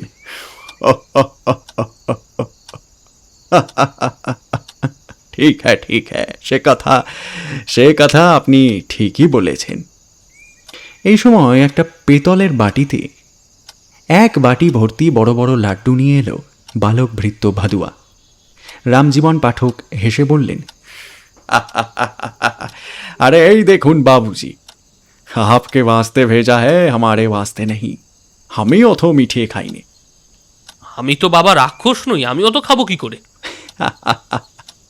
अरे राक्षस की बात कुछ नहीं होता, खाना ही होगा आपको। অগত্যা অনেকগুলো বিশালাকার লাড্ডু নিঃশব্দে গলাধ্যকরণ করতে হলো শ্যামলালকে। চা পানের পর্ব শেষ হলে বৃদ্ধ নিজের জীবনের ইতিহাস ফেঁদে বসল। সে আর শেষ হতে চায় না। আজ থেকে 60 বছর আগে মাত্র 10টি টাকা আর মোটা চটের বিছানা দড়ির সঙ্গে পেতলের লোটা বেঁধে এদেশে তার প্রথম আবির্ভাব। এদেশে মানে? মানে সানুয়ায়, সে কোথায়? চক্রধারপুরের কাছে। এইবারে ভাদুয়া দুটো শ্বেত পাথরের গ্লাসে সিদ্ধি নিয়ে এলো। বৃদ্ধা এক গ্লাস শ্যামলালের দিকে এগিয়ে দিয়ে বলল, ইয়ে লিজিয়ে। আগে না না না, আমি খাবো না। नहीं पीजिएगा? আগে না। तो फिर रहने दीजिए। তারপর পুনরায় গল্প চলল। 60 বছর পূর্বে এই অঞ্চল কেমন জঙ্গলময় ছিল সে শ্যামলাল খানিকটা কল্পনা করার চেষ্টা করলে। এখনই সন্ধ্যার পর ধুরুয়াডিহি গ্রামের বাইরে কোথাও থাকা চলে না, বাঘ এবং হাতির ভয়ে। এই 20 শতাব্দীর আলোকোজ্জ্বল দ্বীপ্রহরেও। সন্ধ্যা নেমেছে। রামজীবন বলে চলল, সারা সিংভূম জেলা আর বামিয়াবুরু অঞ্চল তখন ঘনা জঙ্গলে ঘেরা। एक ठो साल गाज भी कोई नहीं काटता था। अरे দিনের বেলাতে বাঘ ভাল্লুক বেরোতো সড়কের উপর। আরে নরা বলি দিত এদেশের কোল রাজা অভিরাম টুঙ্গের বঙ্গা পূজার মন্দিরে। থানা ছিল চাইবাসায়, আর কোথাও পুলিশের বন্দোবস্ত ছিল না। এ অঞ্চলের বনের কাঠ বিক্রি হতো না, कारण वो काट के ले आने का कोई उपाय नहीं था ना। वो बहुत घना अरण्य था ना। बहुत कम समय हुआ रेल हुआ है, मतलब कुछ ही दिनों के अंदर। केरोसिन तेल आनते हो तो ওই চক্রধরপুর থেকে, বুঝলেন। পিট হেড সাহেব তখন বন বিভাগের বড় কর্তা। সস্তায় বড় বড় বন নিলাম হচ্ছিল, কিন্তু নিলাম ডাকার লোক কোথায়? মনোহরপুর ডাকবাংলোয় পিট হেড সাহেব এসেছে বনের কাঠের নিলামের বন্দোবস্ত করতে। রামজীবন পাঠক আর তার বন্ধু হরবংশ তেওয়ারি গিয়ে দেখা করলে সাহেবের সঙ্গে। দুজনে পরামর্শ করে গিয়েছিল কাঠের ব্যবসা করবে বলে। সাহেব ওদের বললে, तो जंगल आप लोगों को चाहिए? জি নেব হুজুর। कितना पैसा दीते पारबे? कितना जमीन है हुजूर? 1,500 acre। 1000 रुपया। ক্যাশ দেবেন কি? না হুজুর, কার্ড বিক্রি করে দেব। ঠিক হ্যাঁ, ঠিক হ্যাঁ। You can go, you can take. এইভাবে ওরা জঙ্গল তো বন্দোবস্ত পেলে, কিন্তু ১,৫০০ একর জঙ্গলের কাঠ কাটিয়ে বারে বারে আনা সোজা কাজ নয়। অনেক বেশি মূলধন যার আছে, ৬০ বছর আগেকার সেই যানবাহনহীন যুগে তার পক্ষেও এ কাজ অতীব কঠিন ছিল। রামজীবন এবং তার বন্ধু অনেক পরামর্শ করে কলকাতা চলে গেল এবং নিমতলার এক বাঙালি মহাজনের গোলায় এসে উঠে সেই মহাজনকে পটিয়ে সটিয়ে তার কাছ থেকে ৫০,০০০ টাকা নিয়ে এলো। শ্যামলাল বলল, বাঙালি মহাজনের নাম কি ছিল? वो नाम कभी नहीं भूल होगा बाबूजी, मेरे अन्नदाता पिता है वो। नाम था उनका प्रसाद दास कुंडू, बड़ा भारी महाजन। বেঁচে আছেন এখনো? कैसे? उसी वक्त उनका उम्र था कोई 66-67। টাকা নিয়ে এসে করলেনটা কি? काम शुरू कर दिया बाबू। 1,00,000 रुपया नफा हुआ काम में 2 साल बाद। আপনি কত পেলেন? সে এক ভারী মজার কথা। হরবংশ এবং রামজীবন দুই বন্ধুতে মিলে পরামর্শ করলে এই টাকাটা পাওয়ার মূলে আসলে দুজন লোক, পিঠেট সাহেব আর প্রসাদ দাস কুণ্ডু। ওদের এ টাকা ভাগ করে কিছু কিছু দিতে হবে। हरबंश ने मुझे बहुत बधा दिया। वो बोला, हम लोगों ने रुपया कमाई की, मेहनत किया, महाजन से कौन काम, साहेब से कौन काम। हमने ठीक किया, कोई अधर्म हमसे नहीं हो सकेगा। प्रसाद दास बाबू को आधा नफा देना ही होगा। তারপর?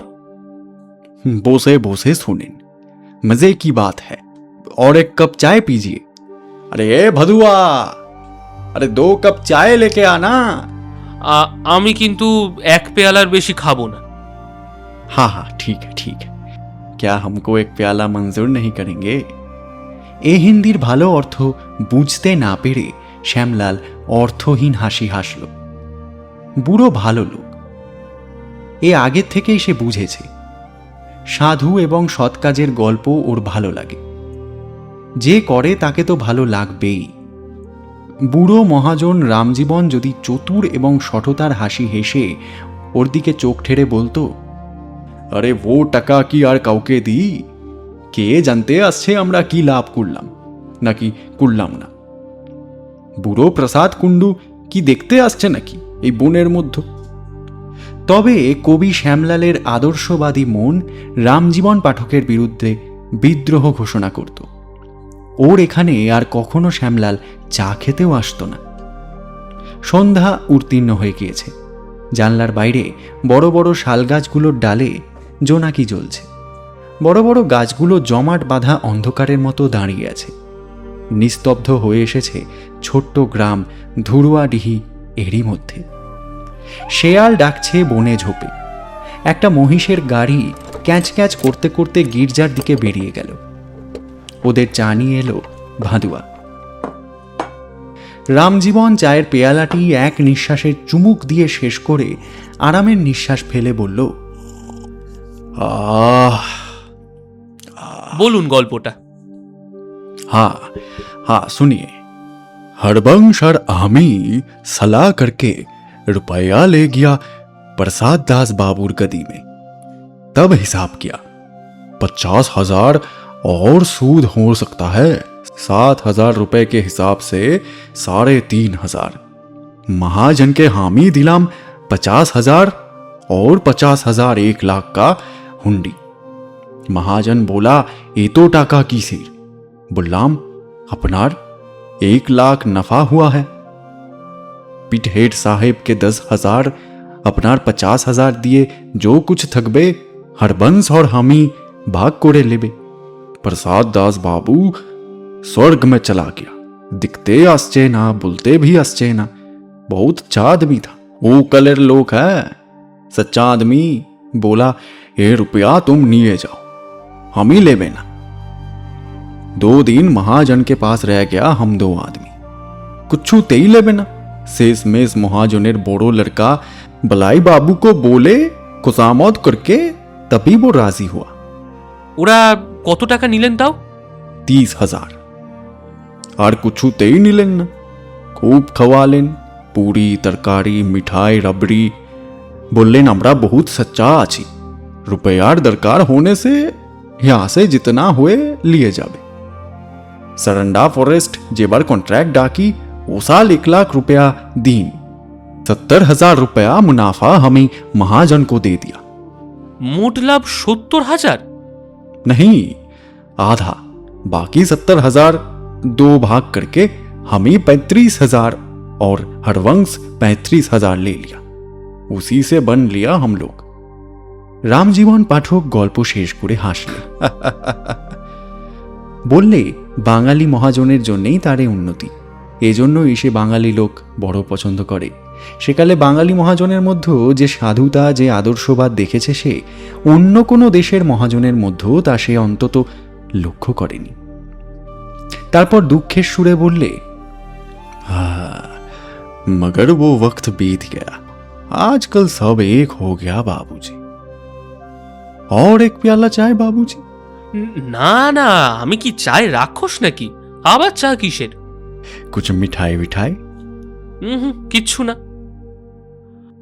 শাল ফুলের সুবাস, বাতাসে কিসের গন্ধ, কি সুন্দর রাত্রি। এই আরণ্য দেশের প্রশান্ত মহিমা ওর মনে স্পর্শ এনেছে। তার কবিমন ধীরে ধীরে জেগে উঠেছে যেন। জীবনের নৃত্যছন্দ ক্লান্তি ভরে থেমে গিয়েছিল যেন সাংসারিক দুর্ভাবনার চাপে। বাবার চাকরি গেল, সে বেকার। এই ভীষণ দুর্দিনে সংসার চলবে কি করে? আজ সে কথা হঠাৎ ভুলে গেল সে, এই অপূর্ব নেশা, এই জনবিরল আরণ্য গ্রামের রহস্য মনে মনে অনুভব করে। কি চমৎকার বুড়ো রামজীবনের এই সততার কাহিনীটি। তাই তো বেশি স্পর্শ করে মনকে, যা চোখে দেখা যায় না। কিন্তু স্থূল মনকে নয়, শ্যামলালের মতো সূক্ষ্ম এবং ভাববাদী মনকে। ওরা নামে এই নিঃসীম অন্ধকার আকাশের তারা ভরা সৌন্দর্য রাজ্য থেকে, এই বনকুসুমের সুগন্ধ থেকে, জগৎ জোড়া মহারহস্যের বাণী থেকে। বাবার কথা মনে পড়ল শ্যামলালের। বাবাকে অনেকক্ষণ দেখেনি। এই বিদেশে বাবা তার একমাত্র আপনজন। কেউ নয় শরৎকালী মামা, কেউ নয় মামিমা, বরং এই সরল বৃদ্ধ কাঠের মহাজন রামজীবনকে তার খানিকটা ভালোই লাগলো। ও বললে, আজ তাহলে উঠি রামজীবন বাবু। আরে সে তো আপনি উঠবেন, কাজের কথা তো কিছু হলো না। আপনি आप हमारे यहाँ पे काज लिबेन कल से। কি কাজ? अंग्रेजी चिट्ठी पढ़ा, मुसाबिदा करना, बंगला चिट्ठी लिखा पढ़ा, कभी चाईवासा जाना, कभी कलकत्ता जाना, कभी नागपुर जाना, किरानी का काम।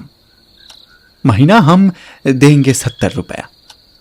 इसके सिवा चाय, जलपानी, खुराकी, ट्रैवलिंग अलाउंस, हॉल्टिंग अलाउंस 90 से 100 रुपया गिरेगा आपका महीने में। अपनी राजी आछेन की? अपना के देखें, हमार खूब खूब पसंद हुआ है। हमें मानुस चेने ई देशेर किरानी बहुत मिले, मगर बंगाली किरानी रखबार इच्छा बहुत दिन से। বলে কি? শ্যামলাল উঠতে গিয়ে বসে পড়ল। 70 থেকে 100 টাকা মাইনের চাকরি ওর। মেঘনা যাইতে এমনভাবে জল, অপ্রত্যাশিতভাবে চা খেতে এসে ওর মুখ দিয়ে প্রথমটায় কথা বার হলো না। রামজীবন বললে, কি বলেন আপনি? আমি ভাবছি कुछ भाबते होबे ना, इसीलिए आपको चाय पीने के लिए बुलाया है। कल से काम में घुसून।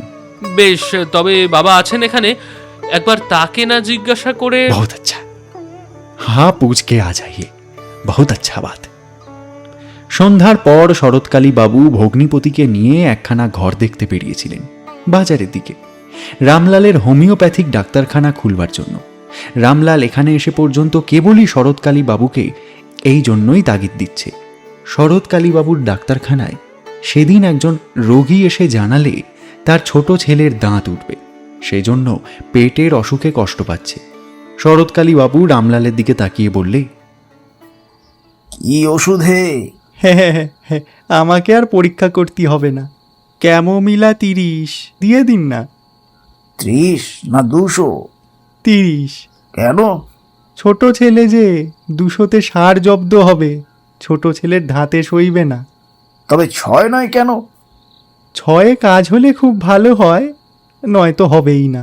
নিশ্চিন্ত হওয়ার জন্যে 30 শক্তি। না, তোমার দেখছি ভালো জ্ঞান আছে। তোমাকে কোথায় বসিয়ে দেব তাই ভাবছি। যেখানেই বসান দাদা, আপনার সঙ্গে যেন ঠোকাঠুকি না বাঁধে। দুজনে ব্যবসায়ী, এক জায়গায় বসে, এটা আমি চাইনি। তাতে কোনো ক্ষতি হবে না আমার। তোমাকে বসিয়ে দিতে পারলে নিশ্চিন্তি হতে পারি। তারপর শালা ভগ্নিপতিতে মিলে বৈষয়িক পরামর্শ করল অনেকক্ষণ। রামলাল আর বেশি দিন শালার বাড়ি থাকতে চায় না। আপন শালা নয়, খুব বেশি দাবি সেখানে নেই। বেশি দিন কেনই বা সে পরের বাড়িতে থেকে বাপে ছেলেতে অন্ন ধ্বংস করবে, বিশেষ করে এই দুর্মূল্যের বছর। ইতিমধ্যে এখানে চালের দর বাড়তে শুরু হয়েছে হাটে বাজারে। সে চিন্তিত হয়ে পড়েছিল, দুজনের আহার জোগাতে বেশ খরচ হয়ে যাবে, এবং যাচ্ছে এদের চক্ষু লজ্জা করে পরের বাড়ি বসে বসে খেতে। যা হয় একটা উপায় দেখতেই হবে। এখানে আসার মূলে প্রীতি বা ভালোবাসা ততটা নয় যতটা হলো শরৎকালী বাবুর সরল ভদ্রতা এবং উদার ব্যবহার। শালাজিটি যে বিশেষ সুবিধের নয় তা রামলাল অনেক দিন থেকেই জানে। এখানে আর কিছুদিন থাকলে সে প্রকাশ্যেই হয়তো কথা শুনিয়ে দেবে। আর তাছাড়া এই দুর্মূল্যের বছরে সেই কেন অপরের অন্নে ভাগ বসাতে আসবে, তা সে পারবে না। তার ছেলেকে যে অপরে মুখ কালো করবে, কোনো কথা বলবে, তা তার সহ্য হবে না। ওরই একটা ভবিষ্যতের সুরাহার জন্য এখানে আসা। শ্যামলালের অত্যন্ত মায়ার শরীর। মনে আছে ছেলেবেলায় শ্যামলাল একবার কোথা থেকে এক বাটি গরম মুড়ি নিয়ে এসে খেতে বসল। রামলাল স্কুলের খাতা দেখছিল, নিকটই বসে বলল, ও খোকন, খিদে পেয়েছে, দুটো মুড়ি দিবি নে? না তা দিবি নে? না, আমি খাবো, বোষ্টম দিদি দিয়েছে। তা হোক, আমায় দে। তোমার খিদে পেয়েছে? উফ, আমার ভয়ানক খিদে পেয়েছে খোকন। আমার কান্না পাচ্ছে খিদেতে। না বাবা, কাঁদিস নে। এই নে, মুড়ি খাবি? খা। এই বলে ছোট হাতের মুঠোতে বারবার মুড়ি নিয়ে এসে ওকে খাইয়ে যেতে লাগলো। প্রথমে এক মুঠো মুড়ি খেয়ে রামলাল মনে মনে বলেছিল, বাবা, আশীর্বাদ করি, ভাতের কষ্ট কখনো পেও না। খোকা নিজে সে মুড়ি খেলেই না, সব মুড়ি নিয়ে এসে বাবাকে খাওয়ালে। রামলাল বাধা দিলে না। দেখি না খোকা কত মুড়ি ওকে খাওয়াতে পারে। বাটি শেষ করে ফেলল খোকা। হ্যাঁ রে, তো তুই খেলি নে। এই যে তুমি বললে খিদে পেয়েছে। অল্প বয়সে শ্যামলাল খুব ভালো ভালো কথা বলতো। তখন শ্যামলালের বয়স হবে প্রায় 3 বছর। আজ সে এত দূর দেশে এসেছে কেন? শুধু এসেছে শ্যামলালের একটা কিছু ব্যবস্থা করে দেওয়ার জন্য। পশ্চিমবঙ্গে আর কিছু হবে না। উদ্বাস্তু বহু এসেছে, যেখানে সেখানে গাছতলায়, মাঠে, শ্মশানে পড়ে মরছে। কেউ তাদের দিকে তাকায় না। কদিন এমন কষ্ট ভোগ করতে হবে ওদের, কে জানে। যা নেওয়ার নিক ওরাই বাংলাদেশ থেকে। না নিলে ওরা খাবে কি? শ্যামকে নিয়ে সে বাংলাদেশ ছেড়ে চলে এসেছে। এতটুকু পশ্চিমবঙ্গে আর কুলোবে না সব বাঙালির। বাইরে বেরিয়ে পড়তে হবে বাংলার লোকের। এতদিন পৈতৃক জমির বোনা ধানের ভাত খেয়ে চলেছে, কিন্তু তাতে আর চলবে না। যে অন্ন কষ্টের তাড়নায় জগতের বড় বড় জাতি বাইরে গিয়ে ছোট বড় উপনিবেশ স্থাপন করেছে, দূর দুর্গম মরুভূমিতে সোনার খনির সন্ধানে বেরিয়েছে, রকি পর্বতের শৃঙ্গে উঠেছে ডিম খুঁজতে, ডুবো জাহাজে রত্ন সন্ধান করেছে, শক্ত হাতে বর্বরদের সঙ্গে যুদ্ধ করে জঙ্গল কেটে আশ্রয় নির্মাণ করেছে, বাঙালিকে তাদের মতো হতে হবে।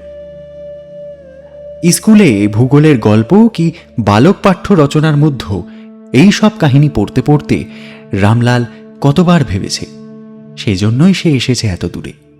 এই বয়সে তার এত দূরে আসবার মূলেই রয়েছে এই মনোভাব। অবশ্য শরৎকালী বাবুর প্রেরণাও অনেকখানি এগিয়ে দিয়েছে তাকে এ পথে। শ্যামলালকে একটা ভালো জায়গায় বসিয়ে দিয়ে যেতে হবেই তাকে, এটা তার মস্ত বড় কর্তব্য। শ্যামলালের মা ছেলেকে এত দূরে পাঠিয়ে বেশি দিন থাকতে পারবে না, সে জানে তাকেও এখানে আনবার ব্যবস্থা করতে হবে। কিন্তু নিজেরা একটু পাকা ভিত তৈরি করে না বসতে পারলে দেশ থেকে তাদের আনা চলবে না, তাও সে বোঝে।